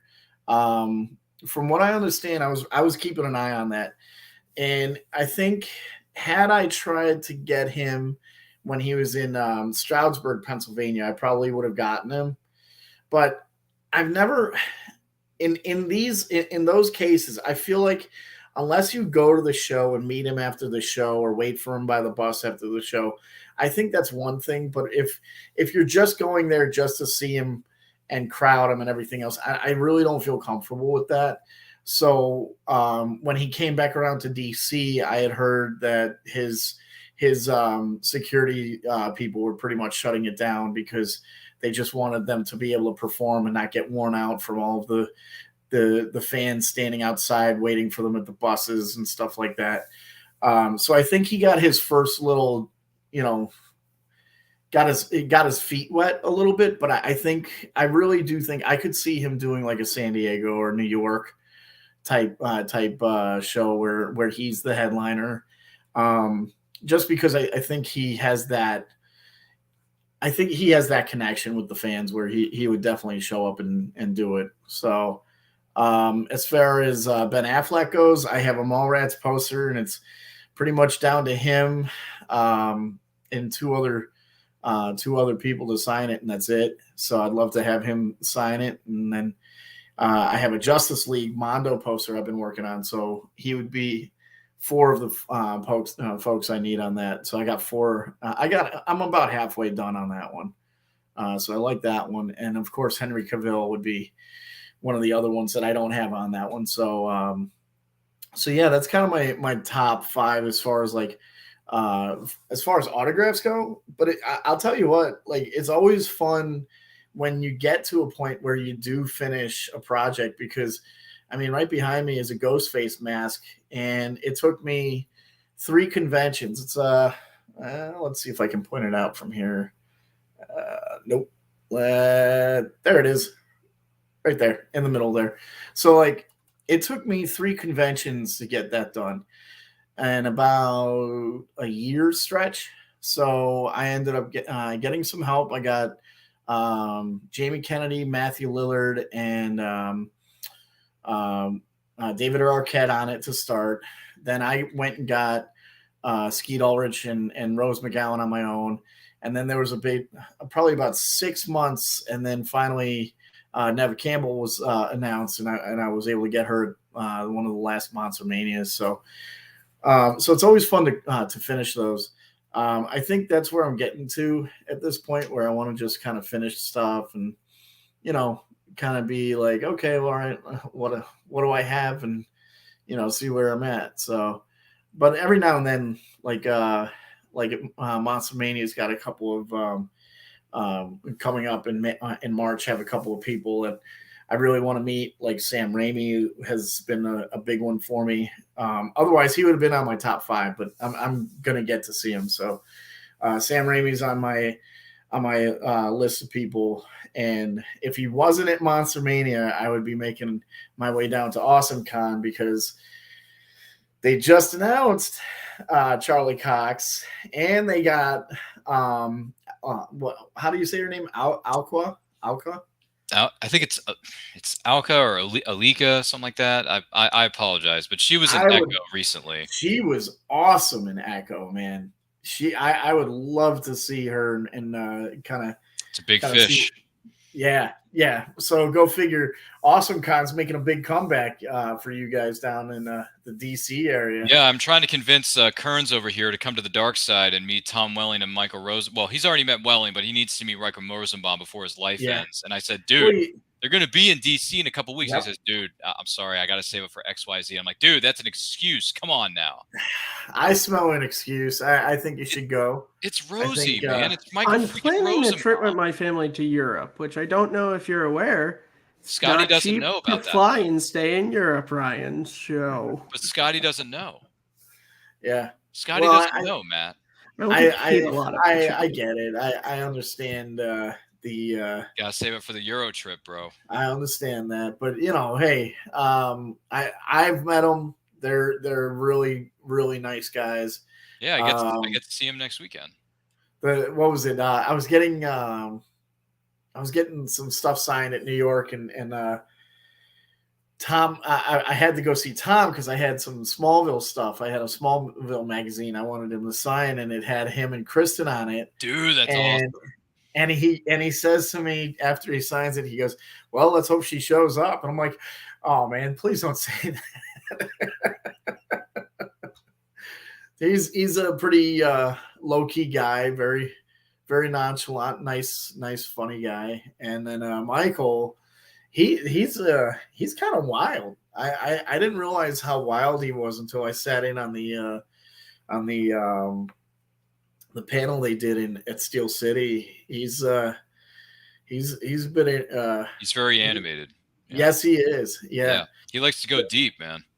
He does, and it was funny because at the show there was a woman who I guess took up this spot, and she was right on the aisle, and he zeroed in on her, and he would start singing, and while she was asleep, she fell asleep during their panel. So he got up and he snuck up to her while he's on the microphone and starts singing right next to her, and she just does one of these, type things. It was pretty funny. I was kind of surprised by that, but how animated he is. But I think it's great, to finally get those guests checked off on your list, man. It really makes a big difference, It makes it fun. So yeah. Well, I'm glad I caught you guys. So fill me in a little bit on some of your top five, since if you don't mind giving like a quick review.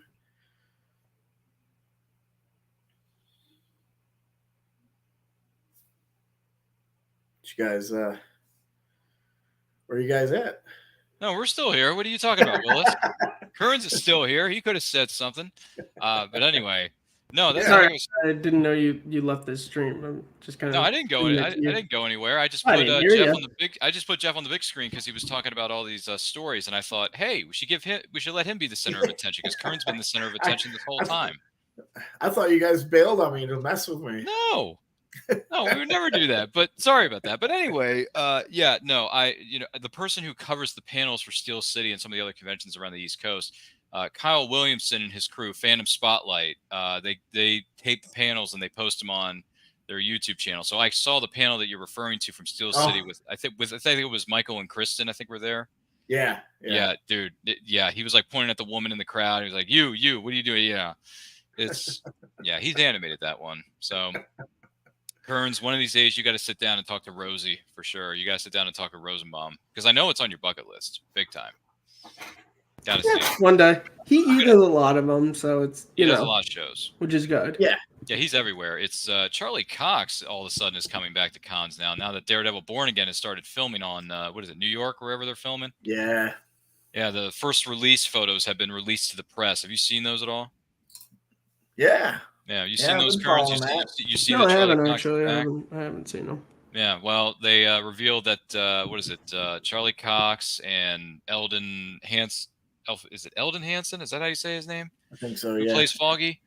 Yeah, yep. Foggy's coming back. Heron's coming. Like they got the original three back at Nelson and Murdoch and Associates. Yeah. So Yeah, and Karen is I actually just call him Fulton Reed personally. Fulton Reed. Yeah, because that's our childhood, right? That's Mighty Ducks. That's how we roll.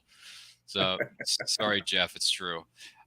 He was a Bash brother long before he became a lawyer. Okay, so he was.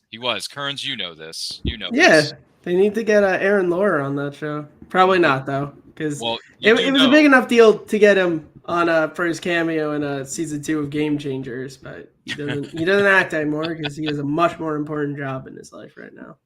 But it was still cool. But you do know which Mighty Duck is doing conventions now, right? Who's doing convention? No, I don't. Sean Weiss. Oh, Sean Weiss, who played Goldberg, the goalie. Nice. He does conventions now. He's going to conventions all over. He was the country. also on Freaks and Geeks too. Mm-hmm. One of my favorites. Yeah, well, he's doing conventions now, so you got a chance to meet Goldie. Maybe, yeah. No, that's cool. Maybe he'll come up to your neck of the woods, New York Comic Con. It's possible. We'll get him a table. Jeff can get him sign something. I can do whatever you want at New York Comic Con. Yeah, that's wow. Someone has creative freedom. Yeah. I wish Kearns and I had that kind of pull. You do if you want to come with me.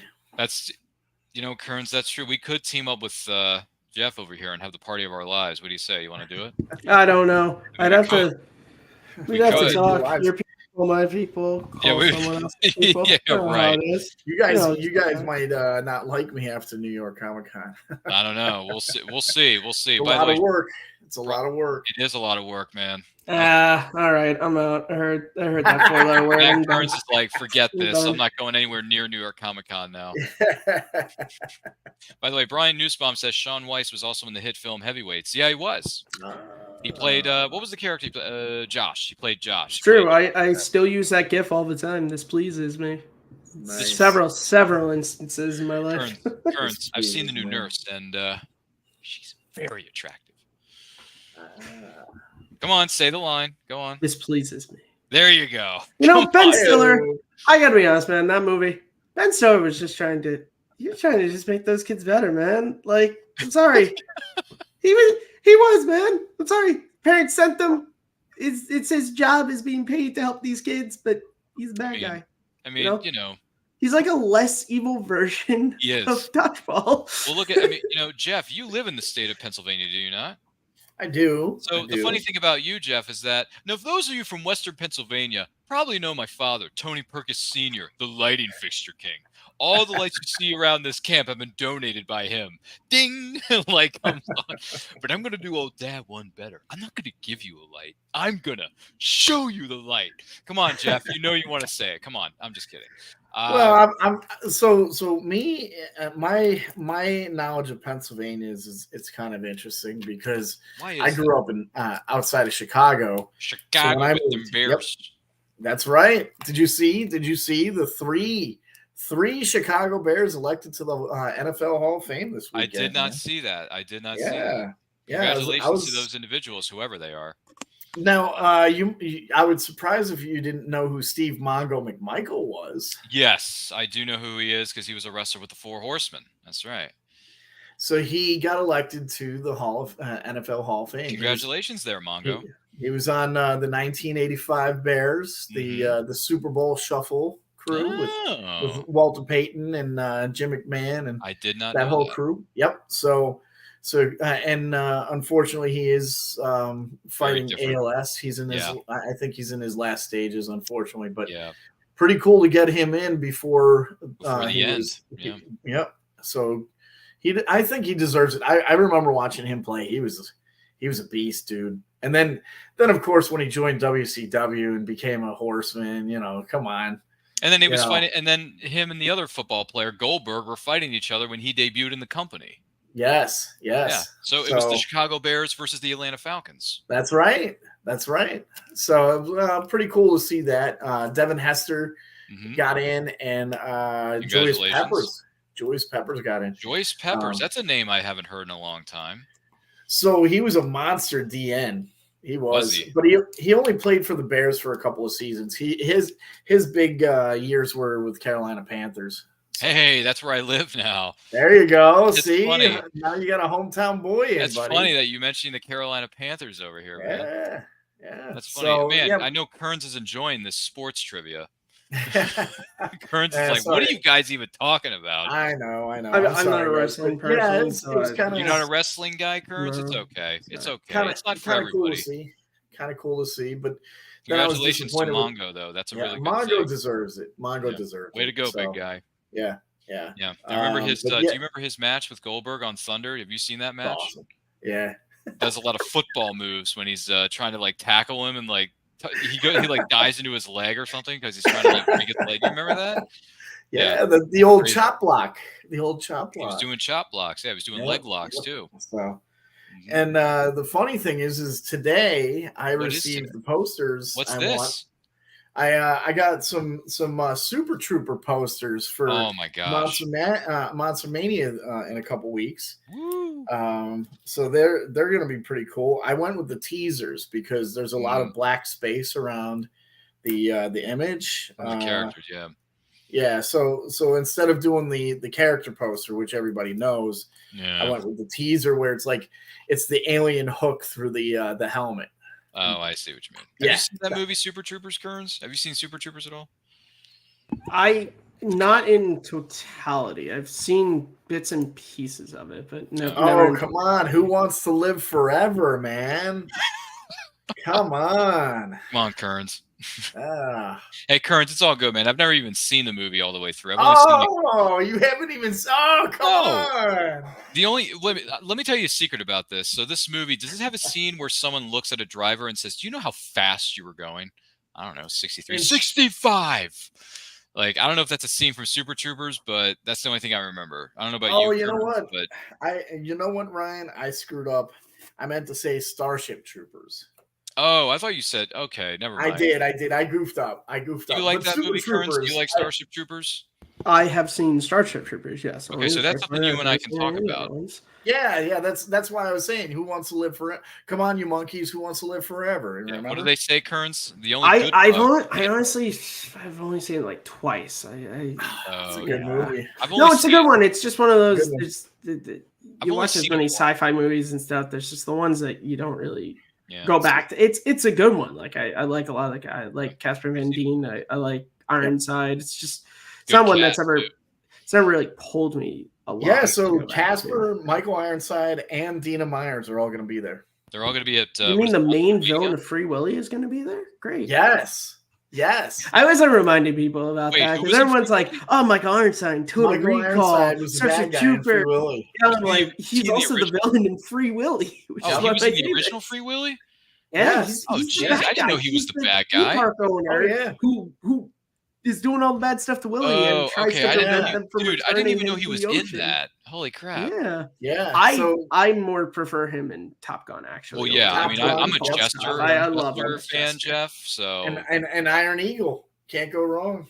I've actually not seen Iron Eagle for as much as a Top Gun fan I am. Never seen I've Iron never Eagle, gone so. to around time. I know about Iron Eagle because of Cobra Kai. Yep. So I know Iron Eagle. Those like favorite movies that ends up getting way too many sequels with just Louis Gossett showing back up. Oh, you mean Louis Gossett Jr.? Yeah. Well, the 80s was really good at, hey, we have this really good movie. We're just going to make a bunch of sequels. We're just going to milk it and make direct-to-video sequels. I'm pretty sure they're on 15 now. I don't know. Are they really on 15 Iron Eagle? No, I'm just kidding. I mean, Starship Troopers has a lot of sequels, too. Yeah, Starship Troopers has, like, what, 4 of them now? Yeah. Do they have 4? As like an animated, I figured as an all animated one, if I'm not mistaken. Oh God, that's terrible. Yeah, there's like 4 sequels. Casper Van Dien came back for one of them, if I'm not mistaken. He came back for number 3. Number 3. Yeah. Oh, I thought he came back for all the sequels. Never mind. Yeah. No, he didn't do number 2. He didn't do number 2. He wasn't in Starship Troopers 2, but no. Yeah, I'm really bummed though. I kept like trying to push the thought of getting Denise Richards to Monster Mania, but they haven't bitten. So the Hagen family got to get on. Yeah, that. she doesn't like. She didn't do a lot of stuff. I feel like 3 of the main people. You got to get Denise. She's an easy one to get. Like, come on, what is she doing? What's she doing? Yeah, it's weird because you say that, but then it's also some of these people just don't want to do this stuff. No, she was doing shows, but she stopped. I don't know. No offense to Denise Richards though, but if I see her at a con, I'm going to have her sign "The World Is Not Enough." Oh, yeah. Because are you going to say the line to her? You know you want to say Say the No, I'm not line. gonna. You I'm say not, the I'm, line to Say me. the line. I'm not gonna have her sign it with. For Christmas only came once a year. No. Say I'm not it. gonna have her sign it with that. But the funny thing You can is, have I'm actually more a Christmas fan of her every from day Blue of the Mountain year. State, actually, over James Bond and Starship Troopers. I love her in Blue Mountain State. Yes. She's does it, hilarious. Yes. Kearns, I don't know Great, Matt. if you've seen this movie or not, but have you ever seen the movie Wild Things? No, but I've seen that scene. I've got. I've seen the pool scene. Kearns looks at me and he's like, "I've never seen the movie." I was but a I've seen teenage that boy scene." once with internet access, sir. Well, if you ever see Denise Richards at a con, maybe she'll have an 8x10 of her time on set of Wild Things. I don't know. Well, Like I said, if I was that, going to get any picture signed, it'd be from Blue Mountain State myself, because I love that funny show you and I guys love her mentioned that. in that show. Oh yeah, that's great. But funny you mentioned that. While I had Nev Campbell sign the Ghostface mask, I also had a Wild Did Things poster for her. Did to sign. you? I did. By the way, I got to did. ask you this. This is the $1 million question for everybody. What was her reaction to that poster? Oh, she had no issue with it whatsoever. She had no problem. She was like, "Oh, I remember that movie. I was Yeah, I loved it." and in fact, when I showed her the line I wanted her to inscribe, she's like, "Yeah, that's a good one." Which line was it? I can't trust anybody. Yeah. And then Denise follows it up with, "You can trust me." Oh, that's right. I remember that. A lot of actors and actresses and stuff like that, like Elizabeth Berkley, totally like is cool She with owns the showgirls and stuff. Showgirls, Like yeah. a lot of these actors that are in these types of movies, they just she own owns it, that. you know. Just own, as you should. It's like, Hey, yeah, okay, she maybe should. it's stupid and Denise maybe it's silly Richards- and dumb, but like, not Denise, who's the other one? hey Have you man, ever- some actors spend their careers and never get to be in a movie that's even remembered for being so bad. It's Exactly. good, you know. So I think why the not? thing is, well, I think the thing is when you're in line, you can't make it awkward as the fan. You can't. Like if you make it awkward, then people look at you like, what an asshole. You know what I mean? Excuse my language. Like I could tell you a story. Several years ago, my brother and I are waiting to meet Who was this? David Tennant, right? Oh, Doctor Who, yeah. And we just watched the first season of Jessica Jones. Mhm. I'm not a Whovian. Purple Man. I'm not a Whovian. So the Neither only am thing I. I knew him from was The Purple Man. Jessica Jones. Yeah. I'm going to tell you a terrible story. This is terrible. It was so awkward. My Nice. brother, he's an introvert, and Mhm. he's already nervous to get a what's it called, the telephone booth. What's that called? Oh, again? the TARDIS. The TARDIS, thank you. He had a nice big Funko Pop, the TARDIS, to get signed by everybody who was there. I think Catherine Tate was there, John Barrowman, and David Tennant. Gosh. So he was really excited about this. We get up to the front of the line, and I got to stand in with him. And I didn't have anything for David Tennant to sign. And we were walking by, and I just I kind of blurted out, would you be willing to whisper in my ear? And his handler lost her mind. She started yelling at me. She's like, absolutely not. He can't do that. He doesn't. He's what is wrong with you? And I'm like, I'm sorry. It's like one of the first times I was doing like a bigger convention at the time. And I was all like, and he just looks at me and he goes, I don't know what to say. And then we kind of just ushered out of there to make like that never happened again, and another good one is meeting Eliza Dushku. I think it was at the True same Lies, show. Kearns. True Lies. Yes. True Lies. Yep. What else? James How Bob Strike Back. Buffy. She was Faith in Buffy. Bring It dude. On.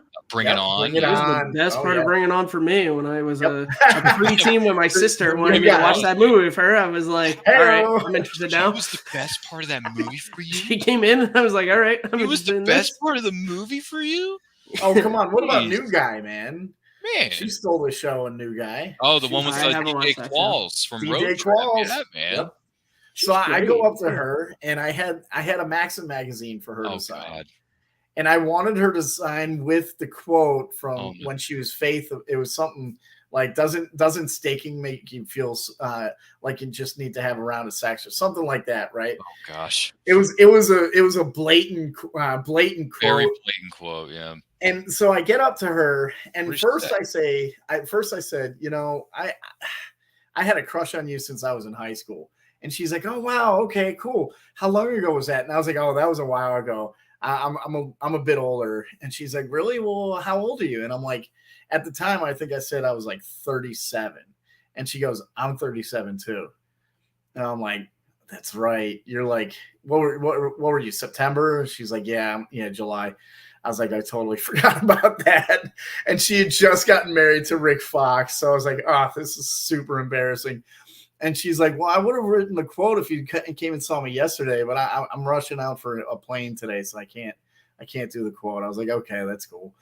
So embarrassing. So embarrassing. Boy. But like, I've learned my lesson. I know what I'm going to say before I meet meet the guests, and I'm a lot more chill. But certain ones will like get your heart racing, like Terry Hatcher. Yeah, I met Terry Hatcher in New York, and it was just like, Gosh, this is going to be difficult. Best line of Seinfeld history. They're real and they're spectacular. But apparently, she didn't mind signing that. No, she did not. She thought it was hilarious. So I think at the end of the after I had her sign 7 things, she's like, I think I'm going to have that put on my tombstone. I was like, you should. It's a great line. Great line. I don't know, Kearns, have you seen that episode that she was in? Yeah, of course. Okay, because I was going to say, if you haven't seen that episode, finale, never forget that she winds up with the attorney who sends them to prison. well, but she made an appearance earlier in the series. Yeah, no, I'm talking about. Seen a lot of Seinfeld. And Okay, I was going to say there's a great episode of Comic Book Man when they have Dean Cain come to the store, and one of their employees, Sunday Jeff, asks Dean Cain, he's like, in regards to Terry Hatcher, were they real? Were they spectacular? And Dean Cain just goes, I will answer that with yes. Dean Cain. Smart man. He was a smart man. Yeah, he is. And he's on my, by the way, he was on my list before you walked into the studio. And it's funny you brought up Ben Affleck because Kearns brought up Ben Affleck too. Oh, nice. Yeah. He brought him up too because he's a big fan of Ben Affleck's work, I should say. He's phenomenal. I just hope he doesn't have a day like he did at Ace. I heard he had a difficult time signing with so many people at Ace Comic-Con. Hasn't wanted to do it since. So. Oh, he was tired. Yeah. Yeah, he got tired. He's just like, Well, as I said to Ryan, he's been very. I always just call him TED Talks.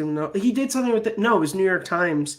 He did a whole interview thing. He talked a lot about how he likes doing his work, he likes writing, directing, and acting, but he's never really enjoyed fame, and so it makes sense that he doesn't do a lot of the stuff because it's I feel like from listening to a lot of these talks, I think Ben Affleck is more introverted than people think. Yeah, and that's if you're an introverted person who's famous, I can understand why conventions are not the place you want to be. Yeah, I don't think it's anything against the fans coming to see him. I think it's as an introvert myself, even going to conventions for me is hard.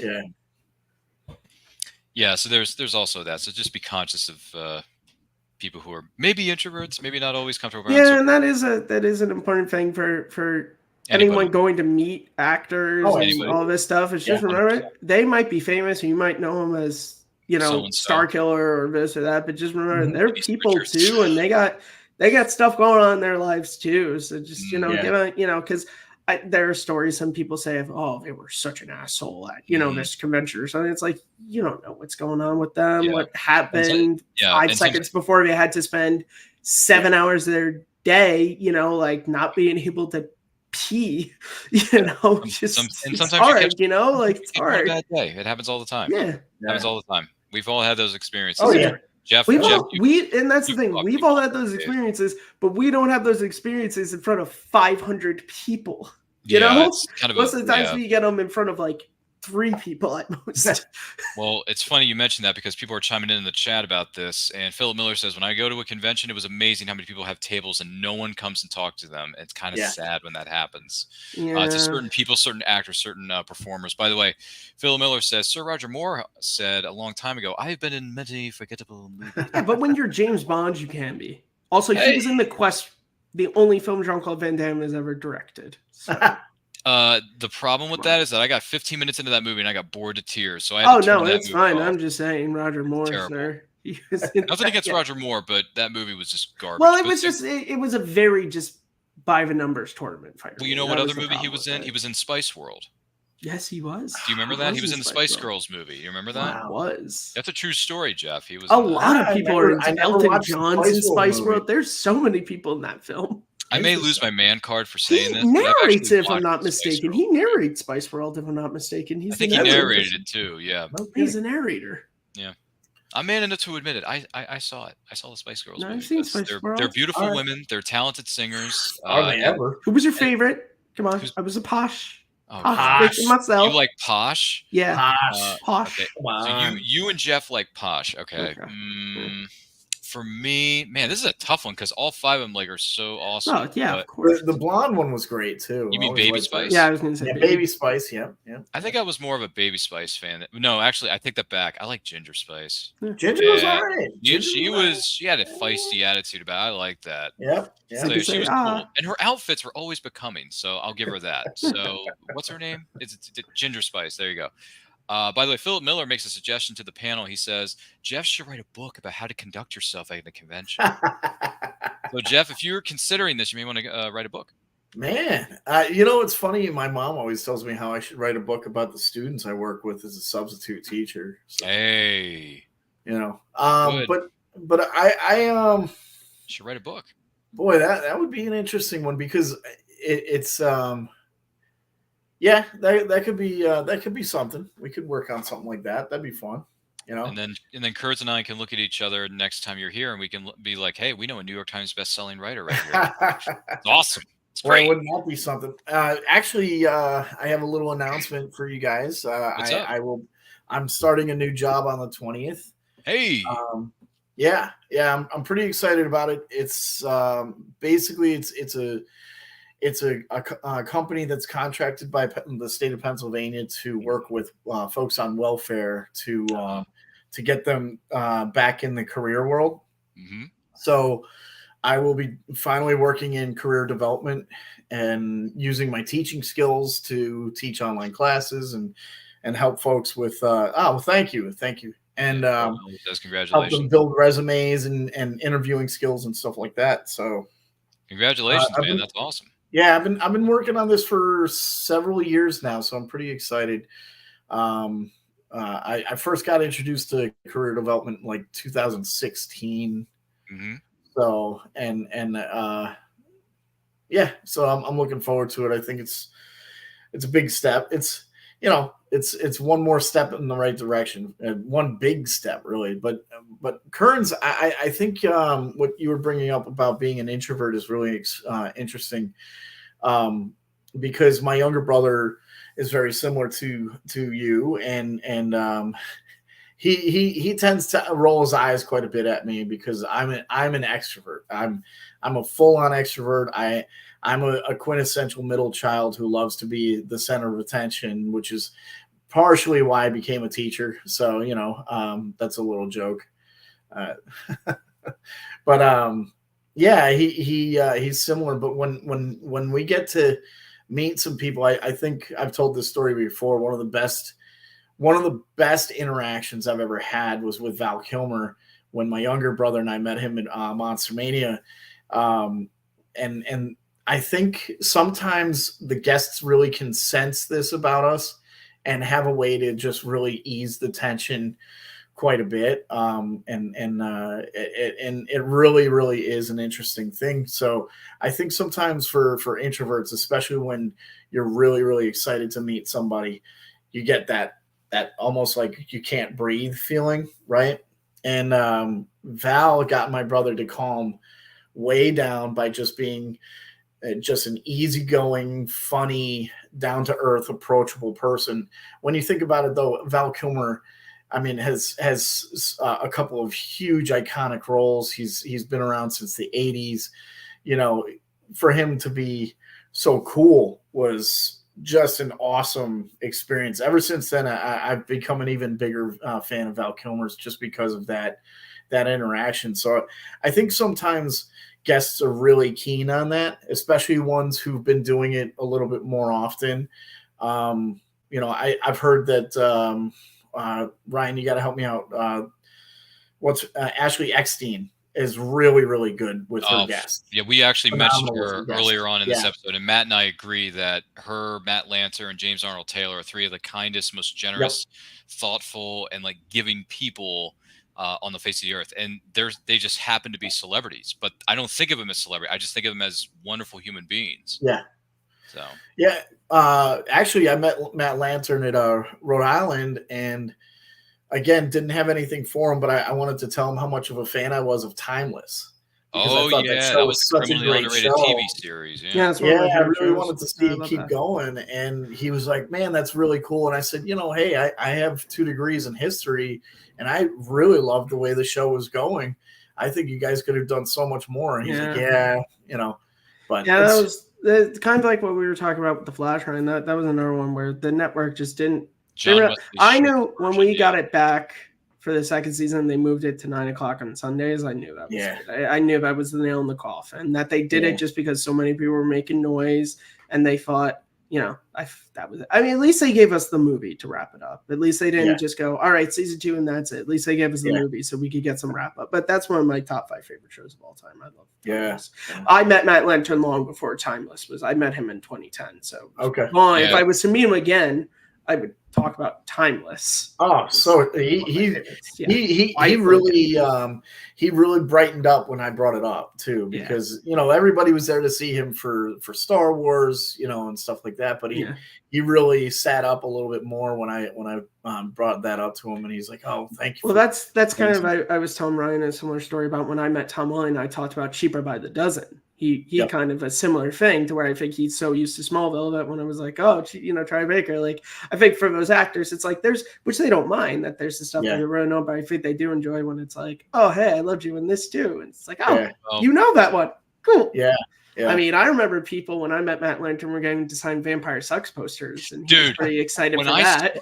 When I saw that print at his booth at AwesomeCon last year, when my friend movie's hilarious. I'm sorry, I love that movie. But here's the funny thing about that: when we walked up to Matt Lantern's booth, and I noticed his print was on the side of it was like the other side of the table. I was like, wait a minute, that's Vampires Suck. What is going on here? I said, and I looked at him. I said, Matt, you were in that movie? He says, yeah, I was the male lead. I was like, oh my gosh, I had no idea, because you're wearing all this, makeup and part that, and prosthetics and stuff. I'm like, dude, you were the guy? And he's like, yeah, that was me.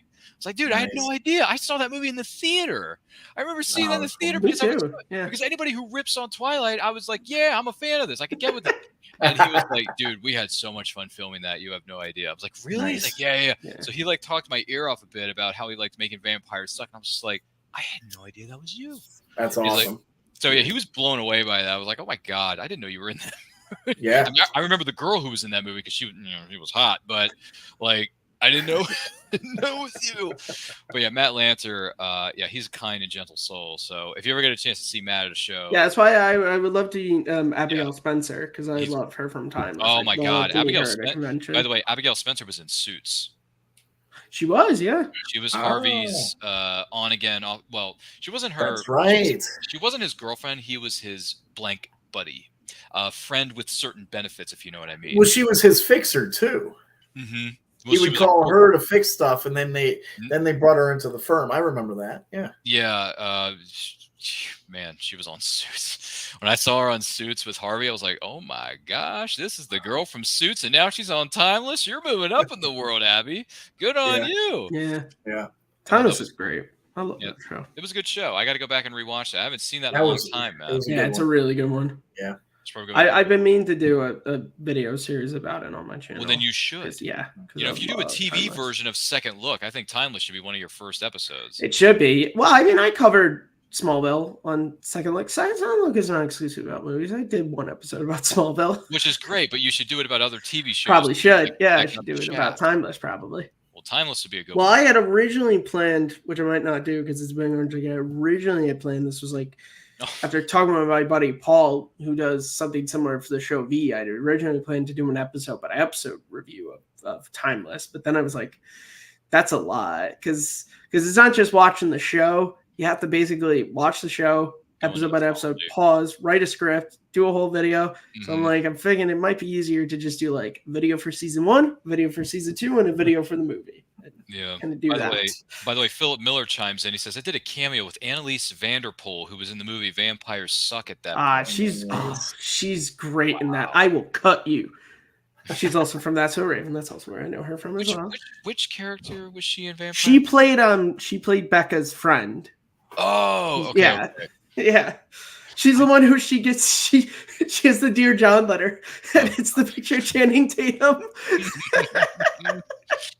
Oh, there's some weird That's things. That's a really funny movie. There are some weird things that happen in certain films, man. I got to tell you. But anywho, for those of you wondering what on earth has been going on for the last X amount of minutes, this is the Convention Chronicles, where we're talking about things we wish and hope to explore while going to Comic-Cons that are on our bucket lists that just happen to be in the top 5 and whatnot. We've gone through Matt Kern's list. We've heard my list thus far. We got eventually when he showed up. We got to Jeff's list over here. By the way, Philip Miller says she was fantastic to speak to at that time. She said they had to watch out for alligators in Georgia.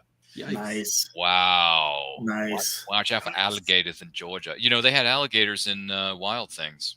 So, because that was in the Everglades, man. That was in, what was it, South Florida? Like the southern the west tip of Florida, whatever it was. Yep. Yeah, You don't remember specific details like that about that movie? Well, listen.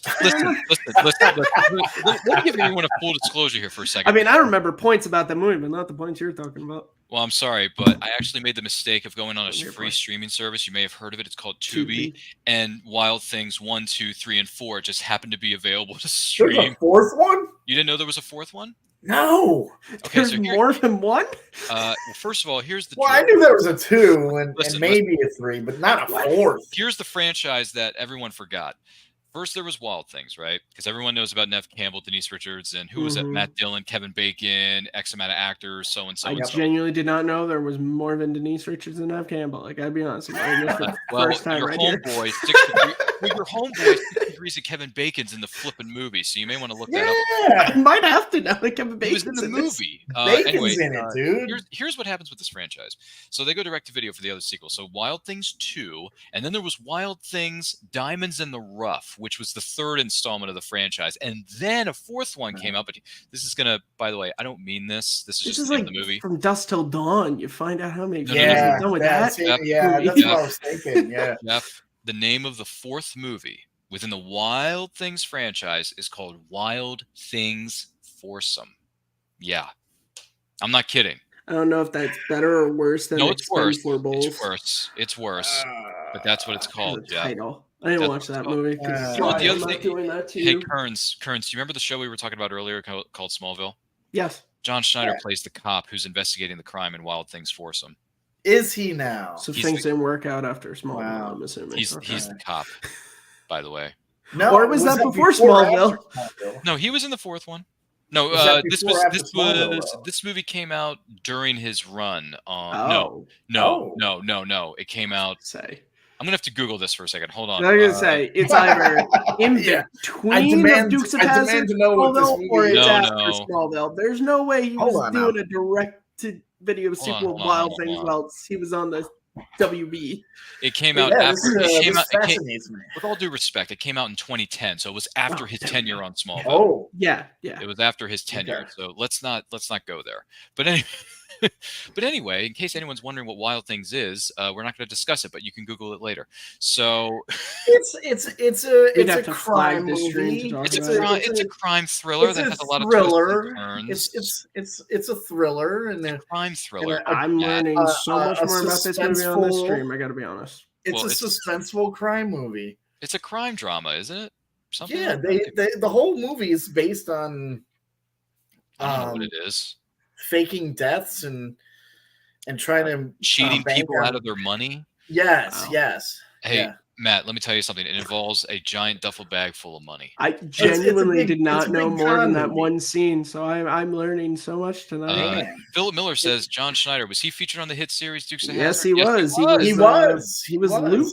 He was Luke, or was he Bo? I think he was Luke. I don't think he was Bo. I want to say it was Luke. Let me just look it up real quick. No, I think he was Luke. No. Yeah. I got him to sign a Dukes of Hazzard card. Of course you did. Of course you did. You get everybody to sign everything because that's how good you are in this industry. But no, he was Bo. He was Bo. He was Bo. He was Bo Duke. Bo Duke. He was Bo Duke. So there you go. Fun fact about John Schneider. So I got to tell you, this has been educational episode of, and Jeff keeps dropping things behind the scenes, and not silencing his microphone when he does Sorry. that. But anyway, this has been an excellent and educational episode of what is known as the Convention Chronicles. I'm shocked by how much you know about these Wild Things movies. I'm a movie person, so I've just seen weird things in my career. I thought I was a Yeah, movie fair person, enough. but Mr. Ryan here educating me. Yeah, let's talk about it off camera. Philip Miller says, "Oh, John Schneider also sang for the Raccoons the Last Star holiday special." No kidding. Get out of here. No kidding. He does have He does have a music. band. Yeah, He does have solo music CDs out. So He has a solo does. career. He has a does. musician's career, I should say. yes. You can find it online, actually. I think it's on johnschneider.net or johnschneider.com, something like Yeah. that. Feel free to look it up. Speaking of the Dukes, Dukes of Hazzard. Cooter is having a big festival this year at his I don't know, what is it? Is it ranch or whatever in Virginia? And I pulled like 10 tickets. Did you? Yeah. Does that mean you and your family are going, or Anybody who wants to go. I got Karen, 10. Hey, Matt, you want to go see John Schneider sing? I don't got know to be if- honest, I'm not really a Dukes of Hazzard person. I know of the show. Yeah. I know one character very much in particular, Did you ever see which is Bo Duke, obviously, as we talked about. John Oh Schneider. yeah, absolutely. I thought you were Bo going to Duke. talk about that other character, but anyway. Sure. Yeah, The Luke cousin. Duke. Okay, yeah, who I confused. Wasn't there a cousin? Yeah. Something like a Daisy something or other? Someone I Something- probably would have really liked to have seen in that Wild Thing scene. That I- Ah. Hey. Uh, Kearns, we don't Heyo. put that on the So- video. By the way, Kearns, Heyo. have you So, seen the Hollywood remake of Dukes of Hazzard with Johnny no, Knoxville? I have not. Yes, I've known it's of it, but I great. have not. It's Sean William Scott and Who else is in that? Jessica Simpson. Jessica Simpson. Jessica Simpson. But yeah, no, Willie Nelson. that's one. Yeah, I Dukes of Hazzard. It's like that, and there's stuff like Beverly Hillbillies that like I'm aware of, but I've never Burt seen Reynolds. at all. Wait a minute. Correct me if I'm wrong, Jeff. Wasn't Erica Eleniak in the Beverly Hillbillies as the blonde? The member of the family, the younger, the daughter, the granddaughter. Yes, that's right. She was the one who tried out for the wrestling team. Yes. That was She- Erica she- Eleniak from Baywatch. Holy cow! Yes, that was like one of her breakout, roles that got her on the map. Yeah. Was it that, and then the movie Under Siege that got her the attention? I'm pretty sure Under Oh, Siege now I got know a who lot you're of talking attention. about. Yeah. Do you know the? You blonde mentioned a one? movie that I know, so now I know Hey, it was a actress happy you were speaking birthday about. for somebody. Yeah. Hey Matt. What are you? Some kind of special forces guy or something? I'm just I'm just a cook. I'm just a lonely cook. I am just a cook. Anyway, Erica Eleniak had shorter hair in that movie, which is weird, but hey, whatever hairstyle works for you. And Tommy Lee Jones had longer hair in that movie. Which is Yes, weird it though, did. because Erica Eleniak looks so good with longer hair, but that's just my opinion. Listen, this has been a weird, dysfunctional, educational, somewhat twisted kind of spun episode. off the rails. I think we went off the rails because of Jeff and his weird Oh, question. come on. Don't you dare blame me. It's all Jeff's fault. I didn't bring up Wild Things. No, Matt did. No, Matt didn't do it. No, I didn't. wait, No, you it did. was the whole. I didn't. It was the whole. Don't If start with Denise this. Richards should. I said Denise Richards should be at Monster Mania because Which they're doing the she should Starship be. Troopers reunion. For Starship should be Trooper, there. yeah. Mhm. Well, maybe. And she'll then be we got there. I think Wild you Things. brought up Wild Faces. I brought up Blue Mountain State. I think you did it, Ryan. Ah! We're gonna have to check the tape. We're gonna have to check the tape if free you to don't go- edit this stream Yep. before it goes up. Feel free to go back and let us know. But listen, this has been a great Then episode. get some of the show. Poochie went back to his home planet ADR when this stream goes back up. Well, you know what, Kearns? Do me a favor. Do me a favor. The only good bug is a dead bug. Remember that from Starship That's Troopers, right. ladies and gentlemen. I right. agree with that wholeheartedly. That is. Except for Daddy Longlegs, because they killed the other bugs that I don't like. I do wish Neil Patrick Harris would do a show. He's never going to do it, though. He's way Why? too busy. Why? He's Why never is gonna he do so it. anti-fans? He's never going to do it. You know what I wish would do it, though? And we talked about this earlier, and this is something I forgot to bring up earlier. All right. Keanu Reeves should definitely do conventions. I think he Yes. would be a sellout for sure. I mean, Yes, people would absolutely. love him. And the other thing is, Kearns, you brought this up earlier. His favorite podcast is Inside of You with Michael Rosenbaum. Keanu Reeves and his bandmates Dog Star made an appearance recently on Inside of You with Michael Rosenbaum. And I got to tell Get you, out of here. yeah, but here's the funny thing about that interview. Keanu Reeves, in the first 5 minutes of that episode, Matt, maybe you remember this, I don't know. He looks over at Michael and he says, I noticed you have a Dracula poster on your wall. He's like, yeah, I got Gary Oldman to sign it. Isn't that cool? He's like, yeah, I really like that. Like Kearns, Yeah. like not Kearns, but Keanu is like such a fan of like everything that but he's a fan of like other people's stuff. Yeah. So he'll look at people and be like, I noticed you have a poster back. The Michael Bean interview Michael did, one of the more recent ones. Let me tell you something about Michael Bean was brutally honest about his work on Tombstone and how chaotic that movie was when they were making it. Yeah, and The Abyss, he talked about that. He talked about how The Abyss, dude. difficult. Jeff, you need to go back and watch Inside of You with Michael Rosenbaum, because he did. Okay. How many times has Michael Bean been on a show? I think that was his second time on. That was his second time on. He's been on twice, and then Keanu Reeves just showed up recently, so you got to go back and watch that, because Keanu Reeves he goes off on like these geeky tangents about favorite movies. Whatever. The 2 episodes with Nathan Fillion are great because they just talk about Nathan Fillion was on there too. I like Nathan Fillion. Yeah, well, they're friends, so they have a real shorthand with each other, which that makes sense. That makes sense. Did you know that the reason that Katie Sackhoff from Mandalorian started doing a podcast was because of Michael Rosenbaum? Yeah, that's cool. funny. Yeah, because Katie Sackhoff and Rosenbaum are close friends. Oh, talk about people I forgot on my list. Just say the entire living cast of Firefly. I would love to meet. Unfortunately, Shepard Book has passed on, so I can't meet him. But everyone else. I've met most of them. Nathan Fillion and Morena Baccarin are the last 2 I need. See, those are the 2 I would want to meet the most. Yeah. They're my favorite characters. She cancels way too much, dude. Well, she does a lot, you know. She also has her family, you know. So it's hard, you know. Who was the one that we met? Summer Glau was great. She's wonderful. Yes, she's wonderful. Yeah, Summer Glau will Terminator. Hey, how do you think I feel when I walked up to her and I said, "Hey, look, I really liked you in Sarah Connor Chronicles. I think that show is criminally like underrated." And she says, "Yeah, I had a good time filming that. That was a lot of fun. It was a bit different for me. I mean, it was still sci-fi, but like at the same time, it was you had to play a different kind of character with these emotions or lack of emotion." I was like, "Yeah, it was really good. Can you sign this?" So she signs an 8x10, and I didn't think it was a print from Terminator because it just didn't look like one. But then she's like, no, this one's from Terminator. I was like, "Are you sure?" He's like, "Yeah." And then it says, what does it say? Like, to Ryan, come with me if you want to live. I was Yes. Awesome. She dropped the line, Kern. She dropped the line. Nice. She says it in the pilot. So yeah, she does. Yeah, of course. They fit it into every Terminator film. Yeah, so she wrote that, and I was just like, God, I wish I could marry you so much right now. Like I just She was great. She loved it. She had a great time. She was at AwesomeCon, actually. That's how I met her. She was great. Nice. She did North Shore, didn't she? Or was it in the same building as North Shore? Was it No, it was you mean Shore Leave? She was in Shore Leave. Yeah, Shore Leave. Did she did Shore Leave? Yeah. Mm-hmm. She did Shore Leave. Yeah, that was a couple years ago. Yeah. My younger brother went with me. That's the one that you and your younger brother went to. Yeah. He was really nervous to meet her. Well, who wouldn't be? I mean, she's one of the most beautiful women on the planet, and she's aged gracefully in the last 25 years of her career. Yeah, Nathan Fillion, that big one. Every single guy from Big Bang Theory. Oh man, it was a great episode, dude. I gotta go back. What are we talking about? We still talking about Summer? She was on Big Bang Theory. Summer Glau was on an episode. Oh, I thought you were talking about Katie Sackhoff again. No, well, she was on an episode. She's on Big Bang Theory too. Yeah. Then again, every sci-fi actor and actress made an appearance at some point. Even David, what was the guy's name? Even James Earl Jones and Carrie Fisher showed up. That is one of the best things. Yes. This isn't funny, James. Then why am I laughing, Carrie? Do you like Star Wars? Good, because I also like Star Wars. I gotta tell you something, man. He can't do it because of his health reasons, and he's getting unfortunately, James Earl Jones is not getting any younger. But if James Earl Jones ever showed up, the first thing I would have him do is recite the speech from Field of Dreams, because that movie is so iconic. I love that movie. People will come. Yeah. Well, do you know the speech I'm talking about, Curtis? Well, which he has a couple. Is the it one at the end? People will come, Ray. Yes, people will come, Ray.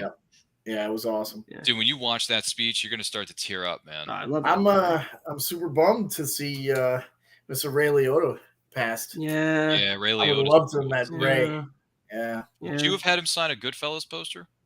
I got him on the Goodfellas poster. Nice. I do. I finished the Goodfellas poster. And I probably would have. Probably Copland. Probably would have designed something from Copland. That's good. I love him in Copland. What was the movie I really liked him? Wasn't Copland was okay, but I thought it wasn't the best in my opinion. But I mean, it was still What, you didn't like a fat Stallone? no. Well, it's just if I was gonna get him to sign something, like most people get Goodfellas or Feel J, I would want something that's like one of my favorites, but it's still kind of what like we were talking about. One of us like It's a good Olivia one. Copland, you know. This is a bit of a lesser known film, but I would have had Ray Liotta sign a John Q DVD.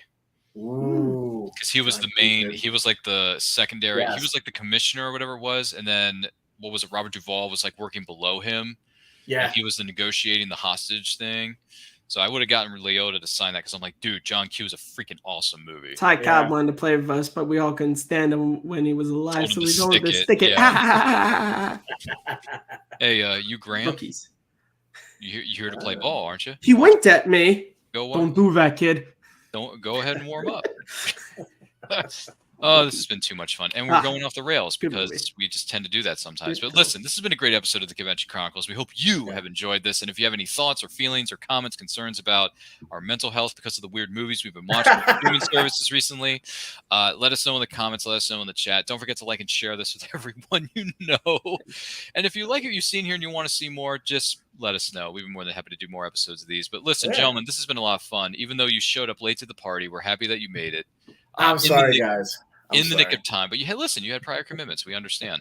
Yeah. And Kearns, I want to thank you for being a great co-host and coming in here with us and helping us put this episode together, because the list you have is somewhat similar to our brother over here. And I respect you for that. And I hope you get to accomplish all your goals. That goes for everybody here, by the way. And if someone wants to know more about you, Matt Kearns, where can they find you, man? You guys find me in a couple of places. You can find me on Twitter at Kearns_Matthew. You can find me on YouTube in 2 places, Matt Movies 611, and I work with the YouTube channel Take 3 Productions. Look forward to more episodes of Second Look. I got 3 that are planned, hopefully, for this year. Which can you give us a hint? Oh, I can tell you. I posted on my Twitter, but I'm doing Daredevil 03. I'm doing Jaws 3, and I'm doing Kingdom of the Crystal Skull. Jaws 3D, really? Yes, my favorite of the sequels. Wow. Yeah, that's actually, believe it or not, that's actually I think that's my favorite of the sequel. Yep, that's why I was like, I need to talk about this. Fun fact about that movie: Leah Thompson shows up. That was her first movie role. That was her first gig ever in Hollywood? Get out of here. Wow. Jeff, I know what you're doing tonight when we get off stream. You got to go watch Jaws 3D, baby. I might have to. Dennis Quaid is fantastic. Dennis Quaid. Yep, he plays Mike Brody. He plays grown-up Mike Brody. In the movie Iron Eagle's own, Louis Gossett Jr. is in it. Yes. That's right. Louis Gossett Jr. plays he runs SeaWorld. Get out of here. Runs SeaWorld. It's good. It's the only problem with it is like because it was made for 3D. It's one of those really awkward, like you're watching a 2D 3D movie. But I have a lot of positives to say about this movie that mostly gets pooped on, which is basically the whole premise of Second Look. I know, Jeff, you're probably not familiar with my work, but that's the whole premise. And then you said the third episode was going to be centered on Kingdom of the Crystal Skull. Yes, Kingdom of the Crystal Skull. Yep. Okay. Wow, that's going to be an interesting one. Yep. Gosh. My favorite indie movie. I did a rewatch, really, but I love it. I did a rewatch of it after I saw Dial of Destiny because I wanted to see what the sequels, how I would rank. Yeah. And unfortunately, Kingdom of the Crystal Skull ended up coming dead. I think dead last. So sorry. Well, talking about Dial of Destiny, I do have a video on my channel right now. It was the most recent thing I uploaded about that film, and it is the best performing video essay I've put out on my channel. Nice. So I'm really happy because it was the most personal video I've ever made in my years on YouTube. I got very personal talking about that movie, and so to see people, and I almost didn't even, I scripted it and almost didn't even make it until my friend Michael really pushed me to do it. So wow. Go check that video out. That one's on That Movie 611. Oh, Movie 611. Okay. Definitely check that out. That's a lot of fun. And in the Indiana Jones franchise is definitely an interesting topic of discussion. That it is. I think Kearns and I may talk about that somewhere down the line on another show. Who knows? Because we're already Jeff, since you came in late, Matt and I are thinking about doing a video talking about one of the greatest trilogies of all time called Back to the Future. So, I think Matt and I have some very interesting thoughts. Yes. I think that's great on that trilogy. I think Matt. I actually remember seeing the original multiple times in the theater when I was 5 years old. Back That- in 1980. Back in That 1985. movie is actually the movie I've seen the most times in theaters. Is Yep. actually Are you Back to the serious? Future with the Me- most, with the most recent re-release that More my than theater Star had. Because with Star Wars, I've seen You've seen a lot of Star Wars. Force Awakens 3 times. I I saw it saw 6 times. Rise and Rogue 2.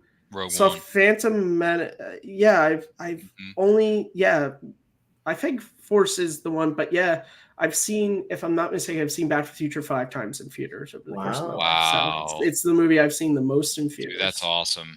Well, it's funny how it happened because my parents never let us watch a movie twice in the theater. Well, that's why. We'd That's go my see parents. it, We were and one-time then we viewers. would wait until it came out on VHS or something, right? Yeah. But it just so happened that we went to see it so many times because I think there was one specific time we were in Long Island with our cousins. Mhm. We were supposed to see the Sesame Street movie. Oh, But- yeah, Follow That Bird. To I've been follow wondering that what bird, part of Long right? Island. If I Yes, could ask. and we were visiting our cousins, and we were all set to watch the movie, and the film burned. So Yikes. the manager comes in. Okay, sorry, the movie's not working right now. You can pick whatever movie you want to see, and watch it on us.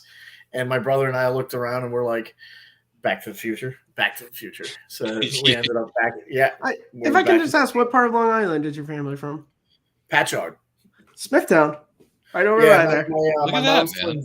Yeah, my mom's twin sister and her family still live in Patchogue, and I got a bunch of family in Nassau and Jones Beach. And, Yeah, so I'm Suffolk, but Yeah. no, it's very rare that I meet people who know anything about Long Island. So Oh, when I know you're a lot it's about like, Long hey, Island. where are you from? Yeah. Yeah, It's like Carrie my Nummeroff grandpa- is from right around where I'm Mhm. from, so that was always Yeah. a funny fact. She would talk about that. I'm like, oh my Yeah, god. my what I think. mom's parents moved to Franklin Square. That's why I loved Growing Pains growing up, because they lived on Long Island. Yeah. Oh, is that the okay? Yeah, that's where the Yeah. Seavers lived on Long Island. I didn't know That's the funny. premise of that. I didn't know. Yeah, the there's premise, actually the there's setting. early in season 1. There's a banner for a rival sports teams that is Smithtown. Oh, get I was like, out. oh my god, my town is That's in funny. Growing Pains. Smithtown, Nice, man. nice. Yeah, Well, All kinds yeah, of connections here. we would drive from the suburbs of Chicago to visit family in New York every year. So, acquainted with all things Long Island. yeah. You know, That's driving crazy. through the city to get onto the expressway and all Yeah. that. Yep. So, Yeah. what is it? City Island Express or Whatever it's called.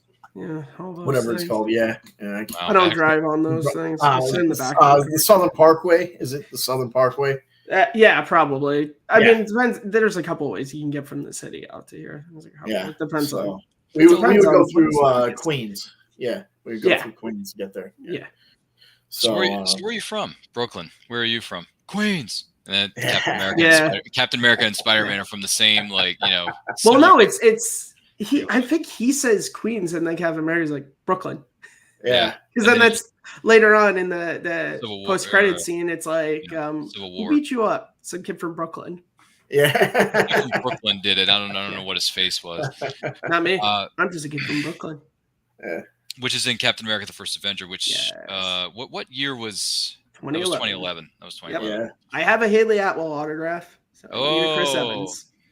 Oh, I got Hell the Captain America poster. I finished that a while ago. Talk about I beautiful need women on the Chris Evans. talk about beautiful autograph women or on the face of the earth. Haley Atwell just happens to be one of them. Yes. Yes. Yes, Yeah. she is.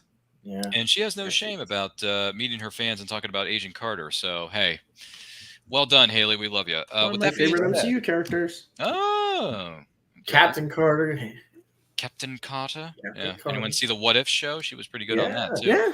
I've only saw And a spoiler couple alert: she makes a episodes. cameo as Captain Carter in the Doctor And Strange. Doctor movie. Strange. Yeah. She only lasts about 3 minutes, but hey.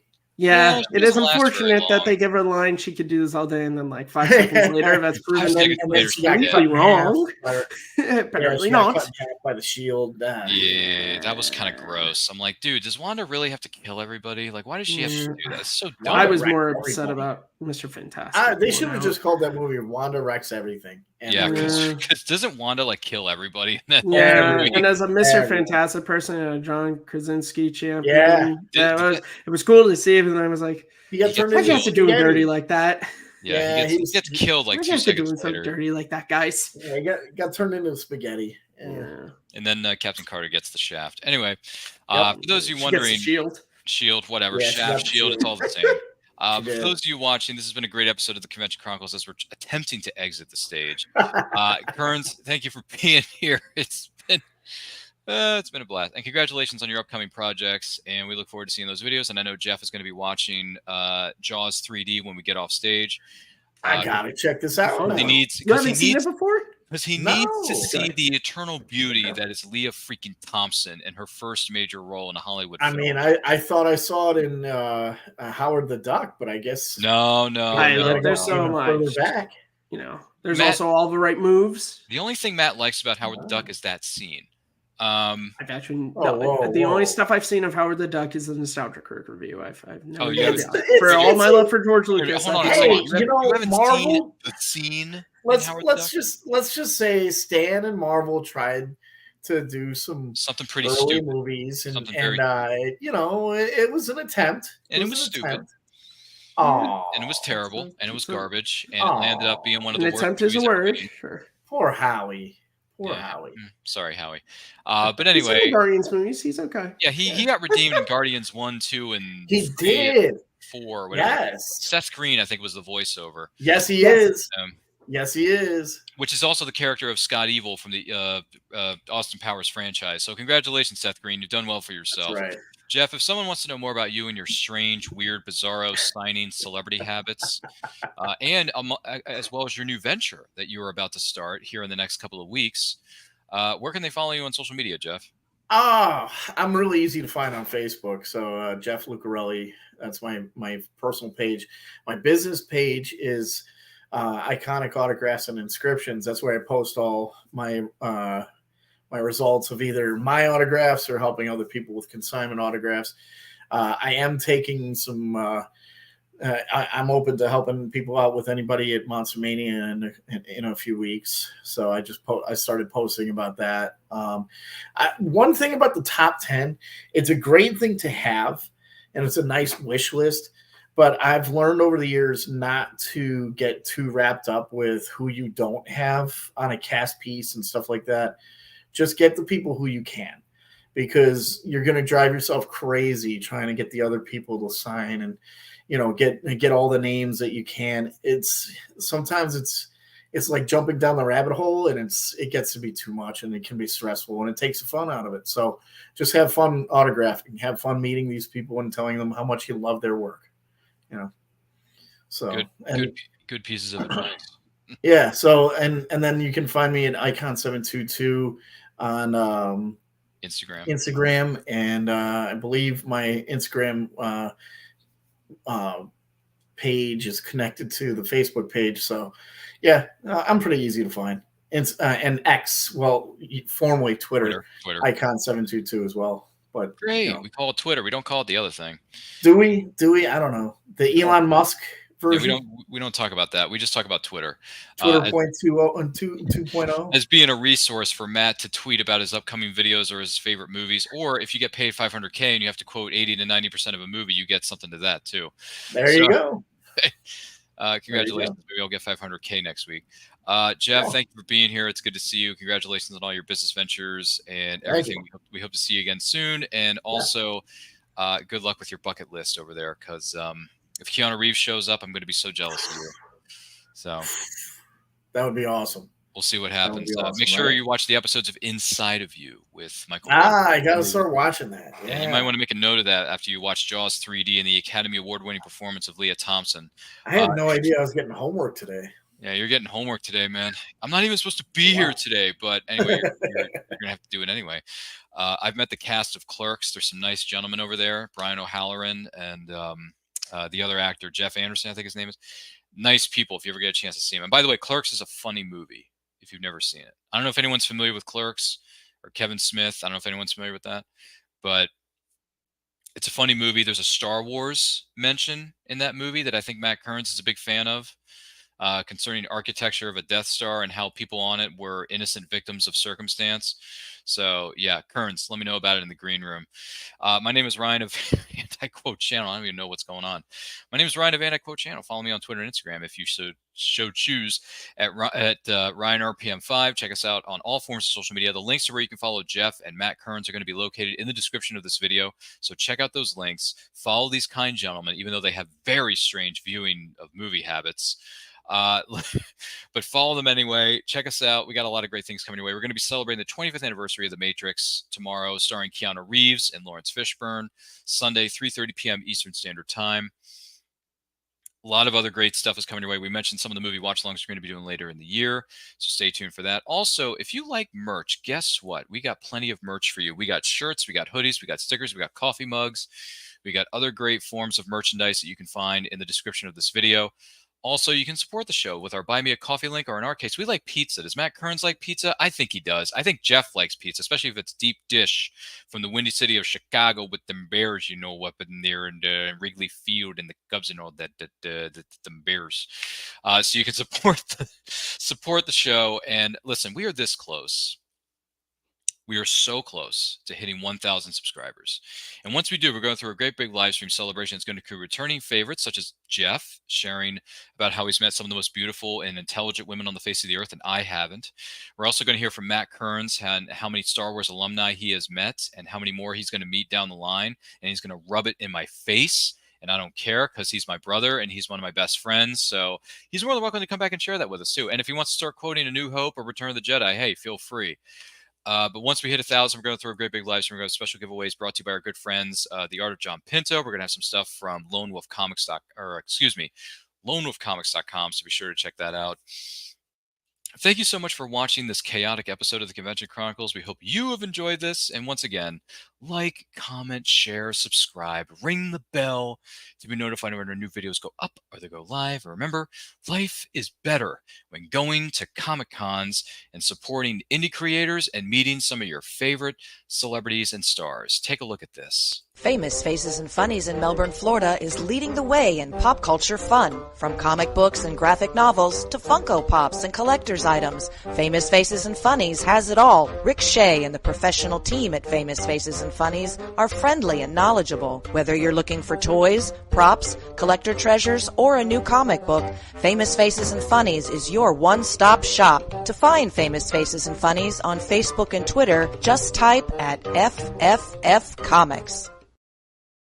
All right, I'm a little tired, a little wired, and I think I deserve a little appreciation.